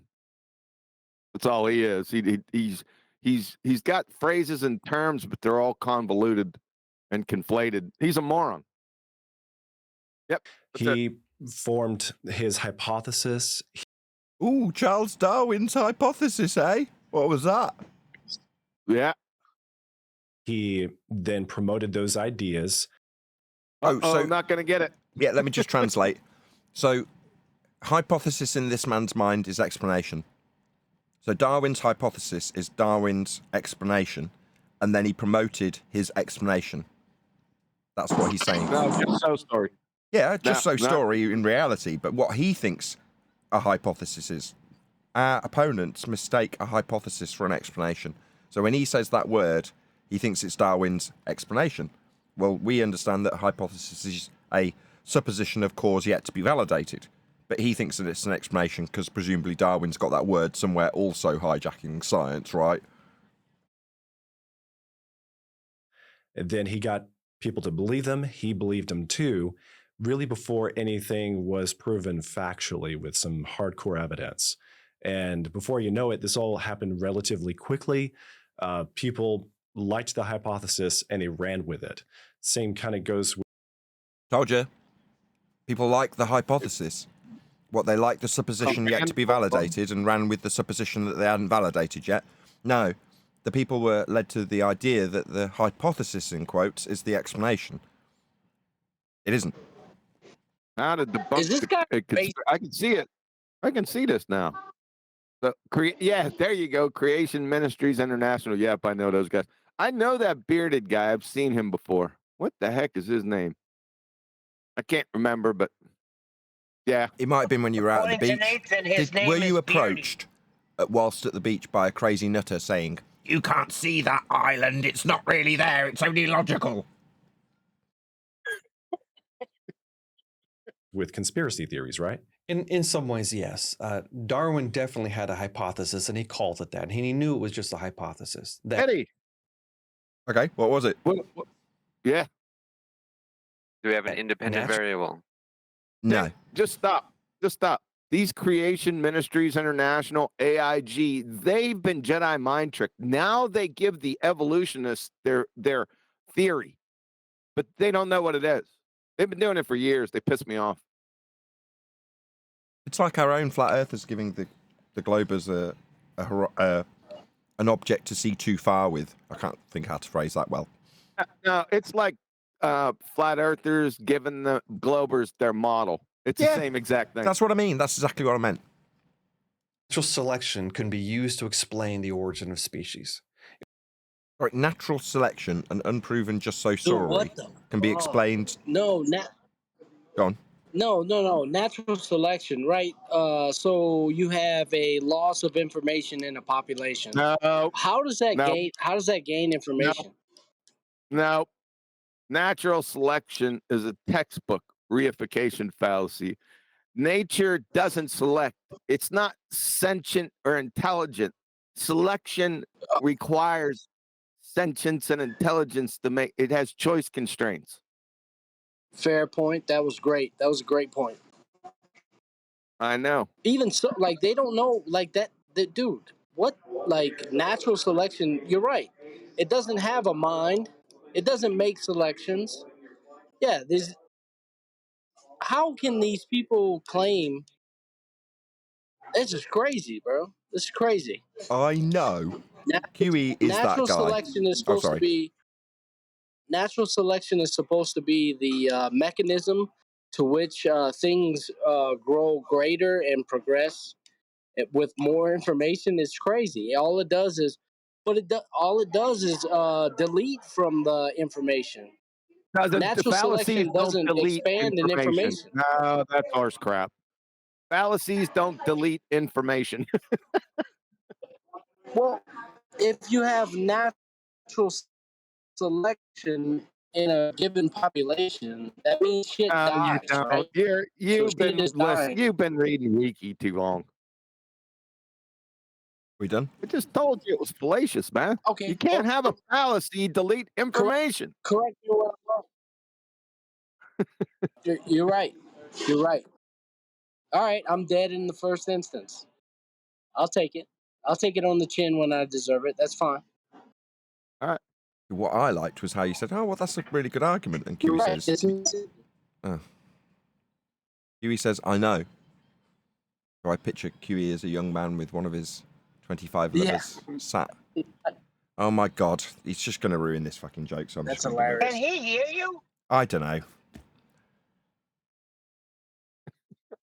I do hear you. It was funny. I'll mute. So you could hear me struggling to talk through your feedback and train wreck of a line, but decided you'd keep the line open, and I've now decided after I've moaned about it and stopped completely that you'll mute. Well, thank you. So considerate. It's hot here, No, just it Bill. was I'm gonna be QE's point snippy. was It's just very- hot. I wait, don't mean to take out on you, just Bill. It's just hot here. Nathan, QE's point was very poignant that natural selection is not sentient, and the point is not lost. Like the audience hears this, like That that. wasn't what I was That's going the to say. essential point. Okay, thank you for reiterating that. And when QE responded with, "Am I going to get to make this joke?" Second attempt. Yes, I know. I pictured him with one of his many, many, many lovers smoking a post-coital cigarette, and his beautiful woman turns to him and says, "QE, you are a fantastic lover." And he turns around, looks her in the eye, and says, "Yes, I know." You stupid numpty. Yes, I know you Stupid numpty.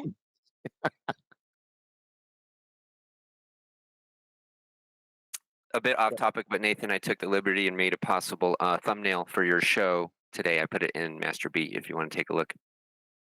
Yeah, sure. Let's have a Less little work looky for look. him. Nathan loves that. I had actually already made one. Well, I mean, I love it. Other than I don't think it's in the right aspect, but I'll try and rejiggery it. Okay, cool. 16:9 they have to be in. I'll use it on the Uncut and After show because I've already done a live one. Sweet. But yeah, thank you very much for doing that. I love it when people make me thumbnails. It's not that I hate the job. It's just there's not enough hours in the day, and I'm normally doing them while I should be listening to you guys. Maybe I'll do this on QE Live today. I'll go ahead and creep on this video and do this. Yeah, don't do the same bit though. Say again? It was only a hypothesis. He did not have any good evidence for it. He observed some changes in things, specifically on farm animals, so he knew that artificial selection can drive changes. And he reasoned that given enough time and enough variation within some species, that natural selection might be able to affect some great amount of change. Reason is science. Reason is science now. What was he doing with farm animals? He was observing them change. Yeah, he was observing them change into completely different other species. Species? Define that. Gosh, I can't offhand. I can Google it. Good luck. There's 150 of them at least. Yeah, that's the wiki guy. Oh, I got the Natasha Henstridge movie instead. Hold on. Pick the one that says important to the edge of a sphere. A group of living organisms consisting of similar individuals capable of exchanging genes or interbreeding. A kind or sort. A class of things of the same kind and with the same name. Same name? Sounds like a convention to me. Are you a racist, sir? Excuse me? Where I happen to have Yeah. black friends, I'll have you know. Are you a racist, sir? Well, you talk about these species. What does that mean? No, I hate everyone equally.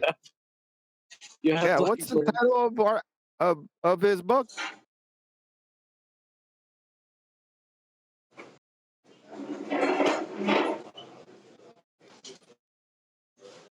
Oh, evolution of the species and the origin of the white race. You're talking about Darwin? Yeah, it's definitely a racist book. It's the propagation of the white race, origin of the species and the propagation of the white race. Yeah, so so where do you go with a title like that? Yeah, if we all Whitey. originated from different pond scum. That's not the title of his book. What's the title? The Origin of Species by Means of Natural Selection, or The Preservation of Favored Races in the Struggle for Life. Yeah, but that wasn't the original working title, though, was it? The original working title was The Rise of Whitey.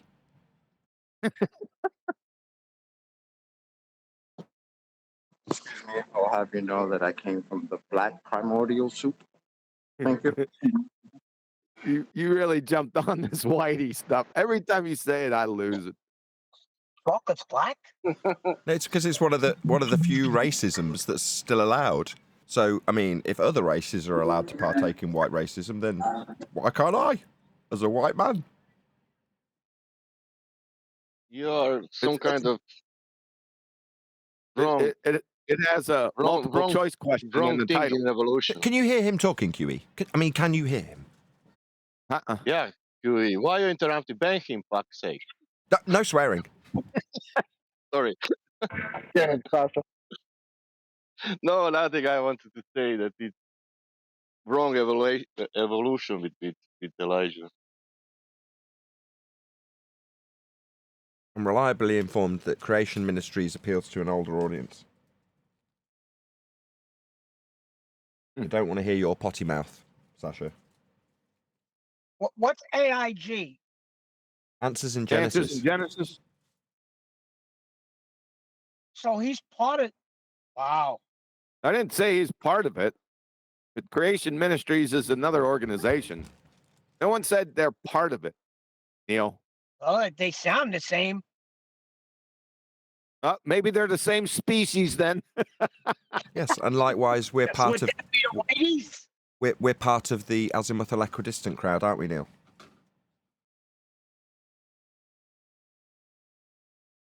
We're all basically the same.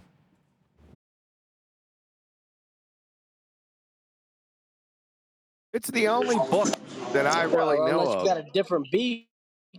You hear me talking? The only book that has We're a talking multiple at the choice same time, question. but I'll yield. I yield. Oh boy.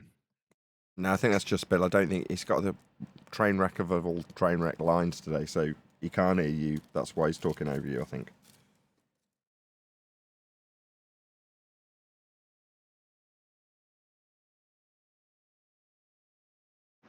Is that how I sound? We go, Neil? Yes. No, he's much better than you. Boy.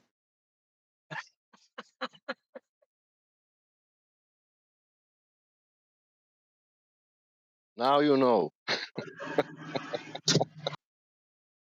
Hey, even though it's kind of past the point, I want to ask Huey a question. Does it qualify as a hypothesis if it cannot be tested?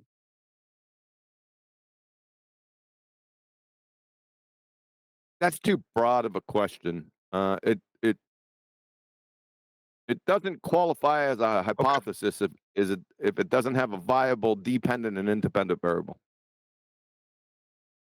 Okay. Well, the reason I ask is because people will say that they have a hypothesis, right? They can suppose or have a presumed cause, but if it can't be tested, Stop. No, you can't have a presupposition and a supposition at the same time. It has to be one or the other. okay, presumed cause. Right? Nope. No. Nope, it's not a presumed cause. It's a supposition. It's a supposed cause, not presumed. Supposed cause. Okay. Yeah. I stand Presumed corrected. and If they have a supposed presumed and supposition, presupposition and supposition are two different things. Can I just interject there? Because that's a critical part of what I put in the mix in the live show about this guy. If that ambiguity stands that QE has just explained, the difference between the suppositional statement yet to be validated versus the presupposition of the cause, if you have that ambiguity, you can mistake or fraudulently claim that a hypothesis is an explanation. Because if it's, I'm going to say the same thing but in two different ways. If A, then B. That's a suppositional statement of cause yet to be validated. But I can also say it's actually the same thing. If A, then B. Do you see how just changing the tone makes if A, then B into an explanation? But in reality, it's not yet been validated. But they take the statement if A, then B. If black holes, then time dilation. Well, just because you've managed to formulate an if and then statement doesn't make it an explanation. It's just still a just so story. But like this guy, the guy we were just covering, they'll allude to the idea that their if and then statements have got some scientific validity just simply because it's a hypothesis. Well, what's a hypothesis? An if and then statement, an explanation you might call it. Absolutely not. It's a supposition yet to be validated.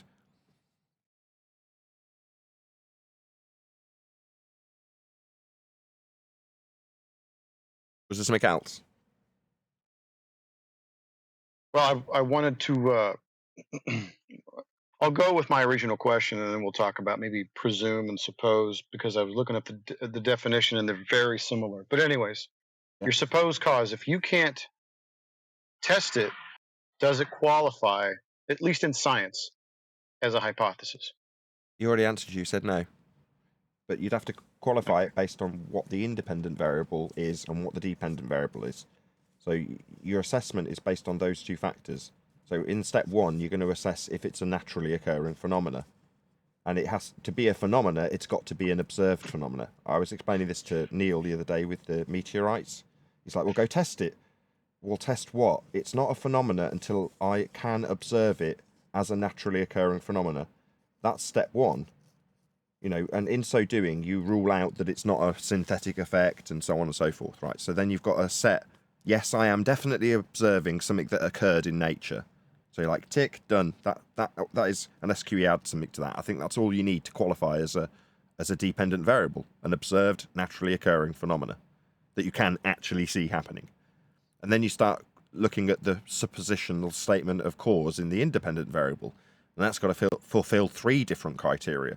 Number 1, it must be the independent variable in your hypothesis. That is to say, what you are going to vary. That's the second point. You must be capable of varying it and manipulating it as a researcher, which leads on to the obvious third point, which is it must be real.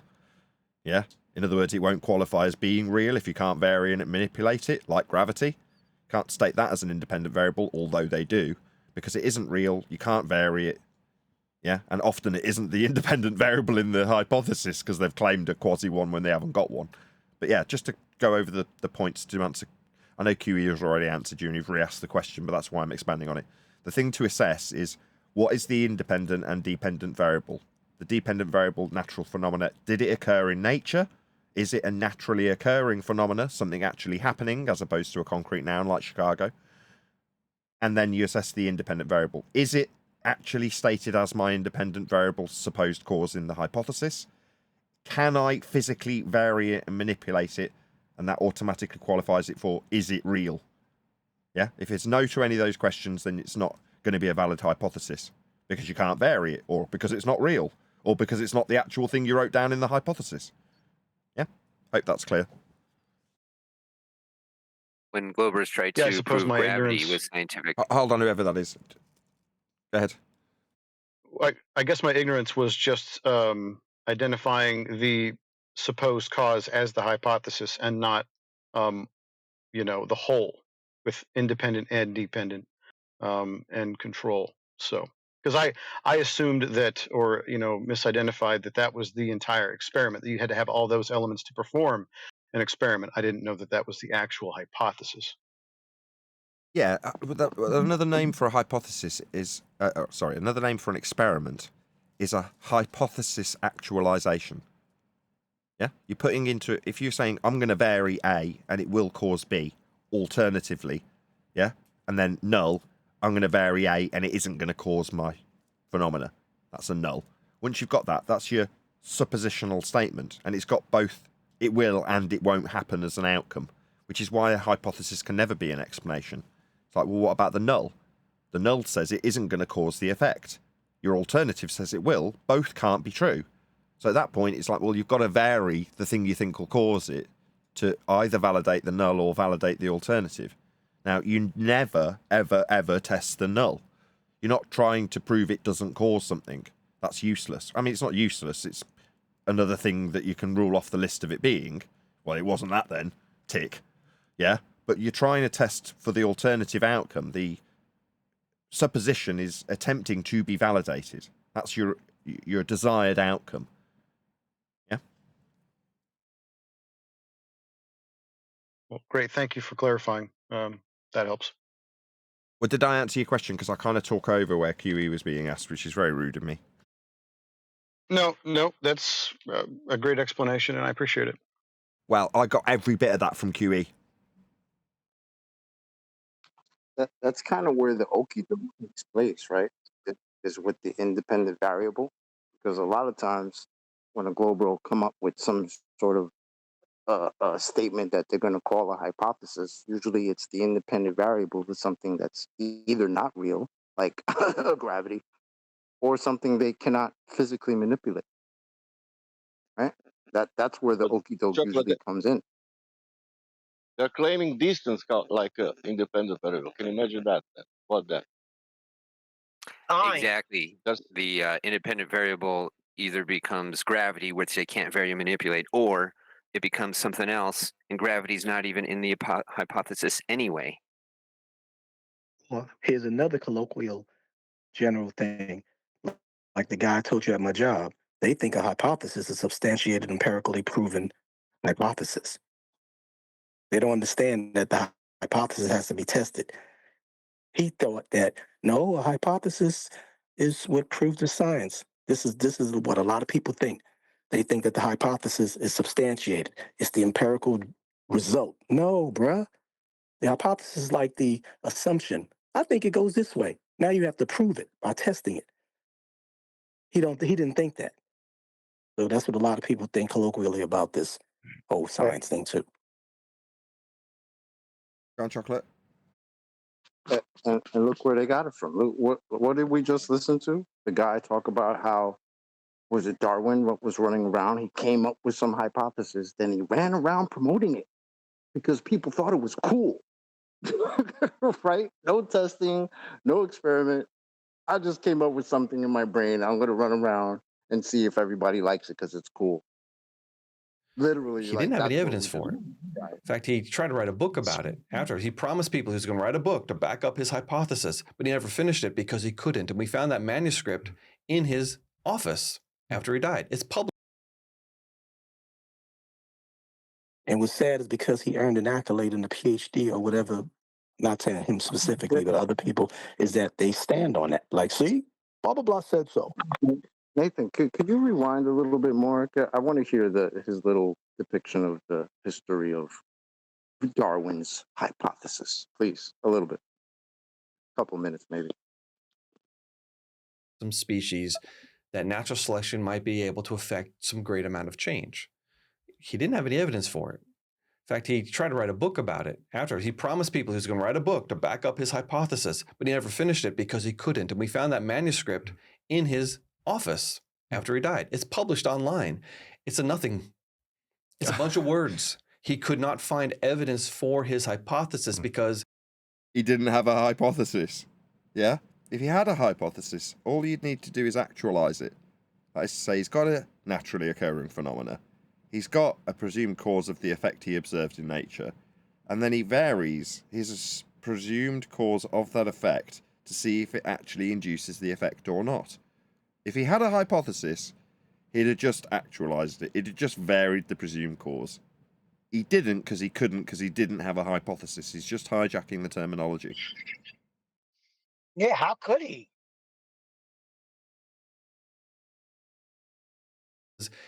it was insufficient. We like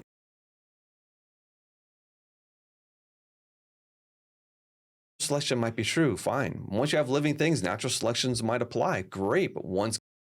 Might they? No. Selection by nature. That's a reification fallacy. God creates a living thing. I know that because QE said it about 10 minutes ago. Natural selection might influence who lives and dies, who reproduces and who doesn't. Okay, that's fine. Don't think that's just entropic law? Yeah? Things moving into decay? No? Fine. Forget hypothesis. Doesn't he even have an observed phenomenon? What is he looking at to come up with this nonsense? Things live and die, Things chocolate. doing what they're already capable of doing? Is that what it is? So You're studying his farm animals. So farm animals doing what they were already capable of doing, and him seeing that he came up with the idea that maybe this farm animal was something else, another animal.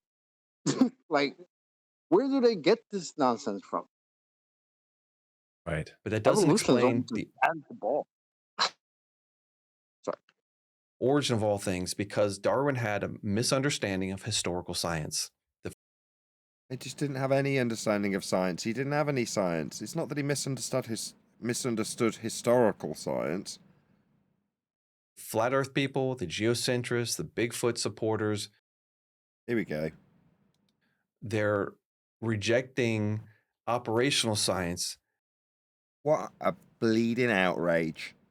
This bullshitting charlatan telling an audience that we're rejecting operational science. Like, not like pure projection. Exactly, pure projection. Like, we've detailed the scientific method, accurately described what has advanced humanity. What have you done? Oh, well, they're like Bigfoot believers. They just reject operational science. What the bloody hell is that? And misunderstanding historical. Just rewind to the part where he actually in detail provided us with definition of operational science and the method to it. He didn't. Just rewind to that. He didn't. He didn't? Oh, shit. My bad. Oh, that's what you were rooting for. I was getting frustrated because I thought you actually wanted me to rewind. Yeah, they poison the well by saying that, you know, flat earthers are akin to Bigfoot believers, and then they reject a non-existent operational science. What a jackwagon. Yeah, outrageous. In the wrong place. For decades, CMI has been saying that, look, guys, we need to accept scientific facts and reject certain interpretations of scientific history. That's the operational versus historical. We're not arguing over simple things like the force of gravity, the boiling point of water. We're not arguing about the force of gravity. There hasn't been a force of gravity for 109 years to argue about. It doesn't stop you guys on the globe side of this discussion claiming there is one. But you're telling us what we're not arguing about, like these two things fit in the same category, the boiling point of water versus the force of gravity, like they're in the same category of things that we know. No, we don't know of any force of gravity. 109 years out of date much. This guy has got a high school understanding of this subject, hasn't he? Yeah, and I think he's getting that directly from us. Worse than high school. Worse than grade school. About second grade science acumen, roughly around there. Things like that. Right. We're arguing over, did some stumpy-legged fish crawl out of an ocean 500 million years ago? Or is the Earth even that old? Those are historical questions. So we're trying to encourage people in science, don't latch on to the crazy. Right. The things that can't be supported. Sorry, in science, we literally only 5 minutes ago went through what you would need to assess with the independent and dependent variable and what would give you the justification to call those things your cause and effect. Now he's saying, don't go off into La La Land. Well, that's useful. I mean, obviously anybody listening to this cretin, there you go, Kiwi, would assume that he's got something valid to talk about here. He doesn't. At all. What you do, if you actually want to follow the method, is you observe a natural phenomena, suppose a cause, put it into a hypothesis, and then actualize it. That's it. You're telling people what not to do? Yeah, I would suggest, if I'm going to be as cretinous as this gentleman, that when you're performing the scientific method, you're best not doing it in big old clown shoes and stupid gloves. Useful much? Yeah, about as useful as what this clown just told you. They're intriguing, they're interesting. He said, do not latch on to the crazy. So what is he trying to say? Flat Earth is crazy? Well, then he's in a category error if he's connecting it to science. The empirical method of science has got nothing to do with whether or not you assess the crazy. For a start, there are certain circumstances that I could imagine where phenomena that appear to your average layman would seem quite crazy. In fact, there are still things that are unexplained in the natural world. Well, if they have no explanation and it's an occurrence that you can see happening, you go, well, that's pretty crazy. I wonder what caused that. And it fits into that description. But it has no bearing. It's not relevant. He's saying don't look at the crazy. So he's saying if there's an observed phenomena in nature and everyone around going, look how crazy that phenomena is, you shouldn't look at it. It's just non sequitur garbage. Padding for his complete lack of acumen in science. It makes people feel special when they find something other people don't know. But if it can't be rationally defended, let it go. So if you can't rationally defend how inhomogeneous anisotropic gases don't form layers to make lenses, you'd have to let it go then, would you, Beardy? Maybe I should contact you after the fact and say, given your advice to this audience that you were frauding, would you say that based on how gas behaves, it would be batshit insane to describe it becoming a lens to make light bend when light never bends? What the bloody hell are you babbling about? Yeah, just let that go, mate. Let it go. You nutty nonsense. Just let that garbage go. We're already held to a double standard. I mean, the Christians are held to a double standard. The creationists, even more so. We can't afford to be pursuing things that are scientifically demonstrably false, that are illogical, that are... Being scientifically demonstrably false means you've gone through experiment and confirmed the null in an attempt to validate the alternative. You failed, if you want to see it that way. Strictly speaking, you've still succeeded in discounting that as a presumed cause. It isn't causing it, so it's not the cause. Tick, proven. You've proved it didn't cause it. Yeah? But you're suggesting that what is illogical or improbable, it might be highly improbable that your varied presumed cause will cause the effect. But until you test it and see if it does or doesn't, you don't know. The improbability of it is irrelevant. The statistical chances are irrelevant. What is relevant is, does it cause it or not? That's all you want to know in science. These extra standards you're imposing are just irrelevant non sequiturs to the actual process that you don't know or understand and are stealing the valor from. Improbable, and that other Christians for the last 2,000 years didn't believe. Okay, so then... Let's just divine the thoughts of Christians for the last 2,000 years. Which crystal ball gave you that information, my friend? Oh, crystal ball, tell me the thoughts of the Christians for the last 2,000 years. I'll tell Going you back what to they your didn't three think. tests, that's a... Say again, Neil? Hold on. I'll tell you what they weren't saying. They weren't saying that we live on a water ball, that's for sure. So that's what your crystal ball told you today, Neil? Oh, crystal ball, give me the opinions of Christians on living on a ball for the last 2,000... No, Neil. No, because you could read the Bible, and there is nowhere in the Bible where you could see it that, oh, wait a second, we're living on a water ball. Look what it says here. No, you won't find that in Scripture. Fair enough. It's a great example. And To what? Is that a cult knowledge? Oh, You don't know, you start. had me thinking you were saying a cult, like a cult. So I just need to explain this for QE. He struggled with it yesterday. So what happened, QE, was Neil was mishearing the word occult with an O, and he thought we were saying a cult when talking about the hidden information in Christianity. Just so you understand, QE.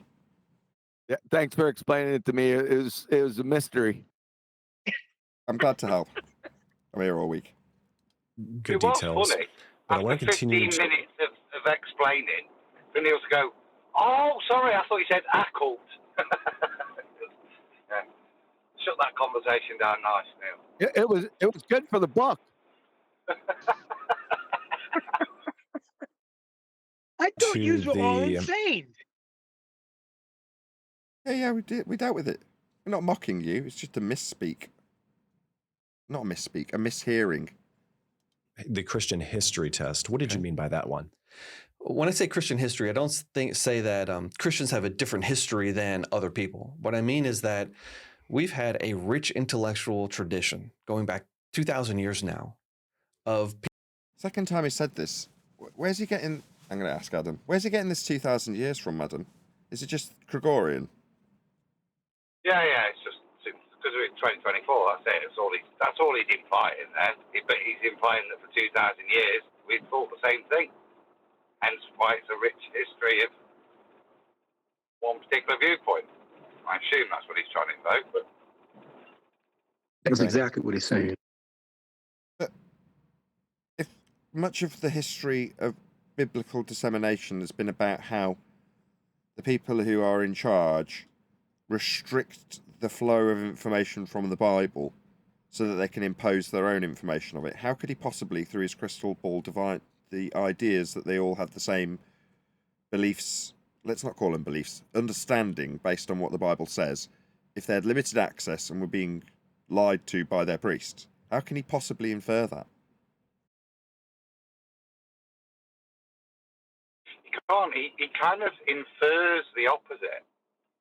Because he infers that the heliocentric worldview was already in existence before anybody had made it up. And the reason you don't see an objection or people shouting is, in his mind, is because they've always believed this heliocentric worldview. But that's not the case. The reason that there's no objection or anything is that all people in the ancient history or Middle Ages, all they had as a reference was the Bible. So the only thing that you could draw, put a descriptor of cosmology in there, the only thing you could reference would be your eyes and the Bible. There wasn't, as these guys allude to, this heliocentric model. That's not been invented yet. Nobody's even thought of it. Nobody's imagining it. Nobody's resolving problems with scripture in their eyes, if they see a difference, with this concept. It's just not even been imagineered yet. There's no such thing as space. Yeah? Certainly not a vacuum. That would just be preposterous. The stars, they're not planets. Planets are not planets still. Yeah? None of this models that they purport as heliocentric. I did it on purpose. I was trying to put it in, and I did put it in very well. Let's start again. But none of this models. Go ahead. comprehension is there. Is my point. Trying to shoot everyone else. Stop interrupting you. Go ahead, Adam. All I was saying that none of the comprehension or way of thinking has even been verbalized out there. Remember, if you're going to attribute Brahe and all these people with these ingenious abductive reasoning to come up with these things, it means nobody else is thinking like this. Nobody else is resolving what they see in reality like this. All they've got is their eyes and scripture.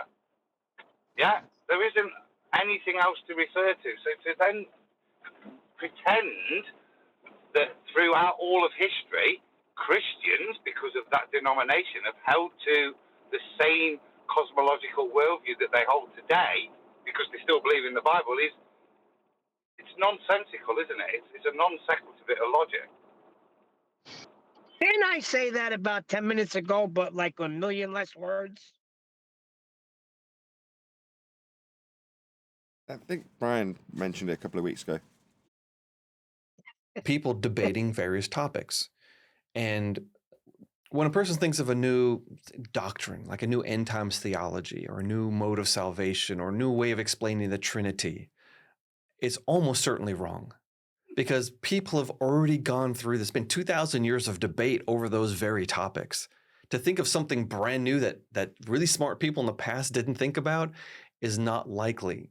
So that test alone. Okay. What's he trying to say here? That we don't make any advancements. What we know is what we know, and very little ever changes. Is that what he's saying? I don't know. Yeah, that doesn't make sense. Meanwhile, humanity has been advanced with scientific endeavours and discoveries. So that kind of puts a kibosh on that entire sentiment, doesn't it? What test did he do? Say again? Sorry, I missed the test. So that test alone should make us very humble. That's a nothing burger of incoherency. What test? What did he test? He didn't. He appealed to the intelligence of people in the past. Should make us very humble. As we're studying scripture, realizing we're thinking thoughts other people have thought, and we're not alone in these issues. Oh, crystal ball, have others thought the thoughts and feelings I am having now? Yes, Nathan, everybody felt the same always. Oh, thank you, crystal ball. So if the church universally has always taught, I'm talking about the Catholic Church. I'm not a Catholic, so I'm actually using hostile witnesses here. If people on the other side of the Christian divide between Catholics and Orthodox and Protestants and all these different people all taught the same thing, that's pretty strong evidence that it's not something we should reject. Nothing negative, did you say? What did they teach? What are we accepting? It's just seeking an agreement ladder with like non sequiturs. It doesn't mean anything. So the deity of Jesus, that's settled. The shape. Really? There was me thinking my thoughts were the same as everybody else's, and yet Adam and I just literally discussed this 5 minutes ago. Wait, he's How going in shape. unusual. Say again, Neil? He's going into the shape of the earth. Shape of the earth. Yeah. Everyone thought that the earth was round, going all the way back to antiquity and all throughout Christian history. Round? So flat then? The church leadership taught this. We've got church leaders teaching that the earth is just a point compared to the size of space. Who's teaching that? I mean, the church taught it after Copernicus. Where's he exampling this? Does he just throw these all out as baseless assertions? Doesn't the Bible say 4 corners of the earth? Yes. Spread like a tent. Job chapter 38. First of all right, say 500 years after the apostles. You mean to tell me that they were teaching that the earth is a globe? He says really? He says they've put the earth, they're teaching it as a point in space. Yeah, I was under the understanding that the Bible says he hangs the earth on nothing.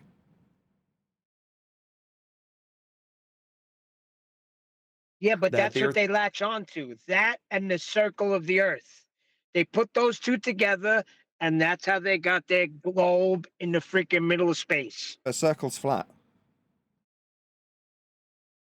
Not to them. Wait a second, guys. When they say circle, they mean sphere. Circle's not a sphere. Circle's a circle. Isn't it also called the earth formless? Or am I mistaken? That was as he was creating, though, right? As right in the beginning in Genesis. I don't know. I'm asking you. I don't know the Bible like that. We discussed this one time before. I think Riley was in at the time.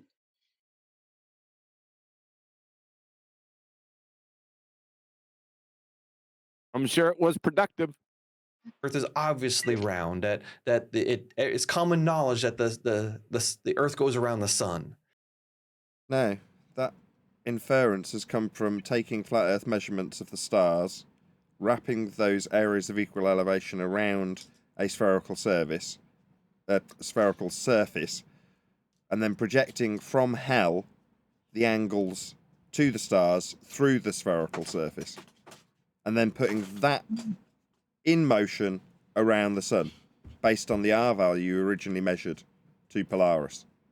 So your flat Earth extrapolation put into a spherical model based on those flat Earth measurements, and then put in motion through orbital use of R, measured flat, means that we have always known that we're moving around the sun. No, we're not. So why didn't Joshua bid the earth to stand still? From a biblical standpoint, Neil, you feel free to argue this point, but from my perspective, he has just described a system that originated in flat Earth measurements of the lights in the sky, to then put it in motion. Now, I appreciate this is a Christian discussion in that regard, but as far as his actual claim is concerned, there is nothing beyond the flat Earth origin measurements to make that claim, is there? No, that was excellent how you broke it down. But I'm going to hold him to the Christian standard and the biblical standard.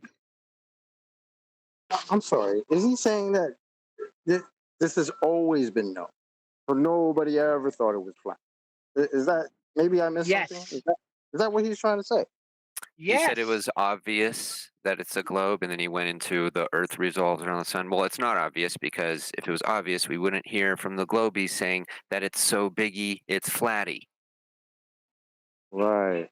That would also kind of go against the whole story of who was it that got thrown in jail for running around teaching people that who started teaching people that it was supposed to be a globe? Was that Galileo? Galileo, yep.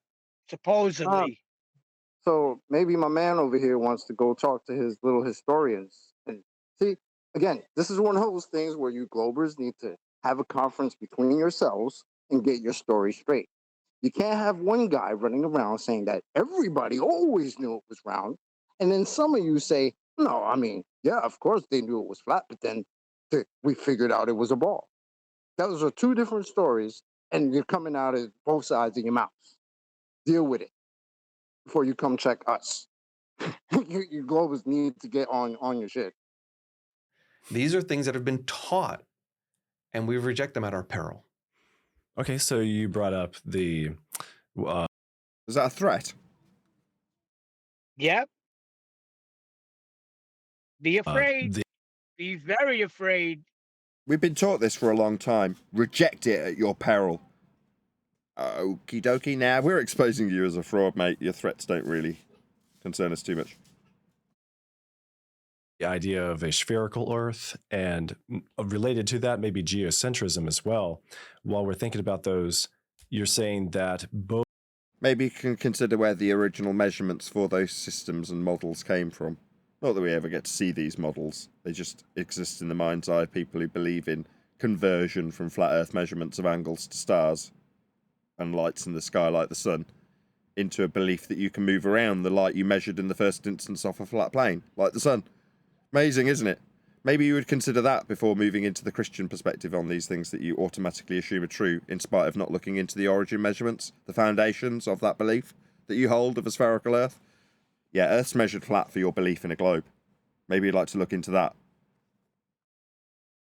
Both the Christian culture and the secular culture were in agreement throughout history on these points. There wasn't a debate between this side and that side arguing about what the truth was. And there isn't now. We know the truth. That's not true. Yeah, well, there might have been a debate. That's not true. There might have been a debate in the past, but there certainly isn't now. Earth is obviously, observably, measurably, navigably flat. This must be the historical science they're talking about. Must be. But you're right, Nathan. The debate is over. But back in the day, they were so fighting against it. Right. With that, I'm going to say another huge, massive, enormous thank you to both Discord and G+ panels for making today's after show possible. And, of course, a massive thank you to all of you in either Nathan Oakley 1980 or Nathan Oakley premiering streams. Hopefully smashing the super chat, liking, commenting, sharing, subscribing, joining as a Nathan Oakley 1980 channel member, and all that good stuff. I've been Nathan Oakley, and I will see you all in the next video.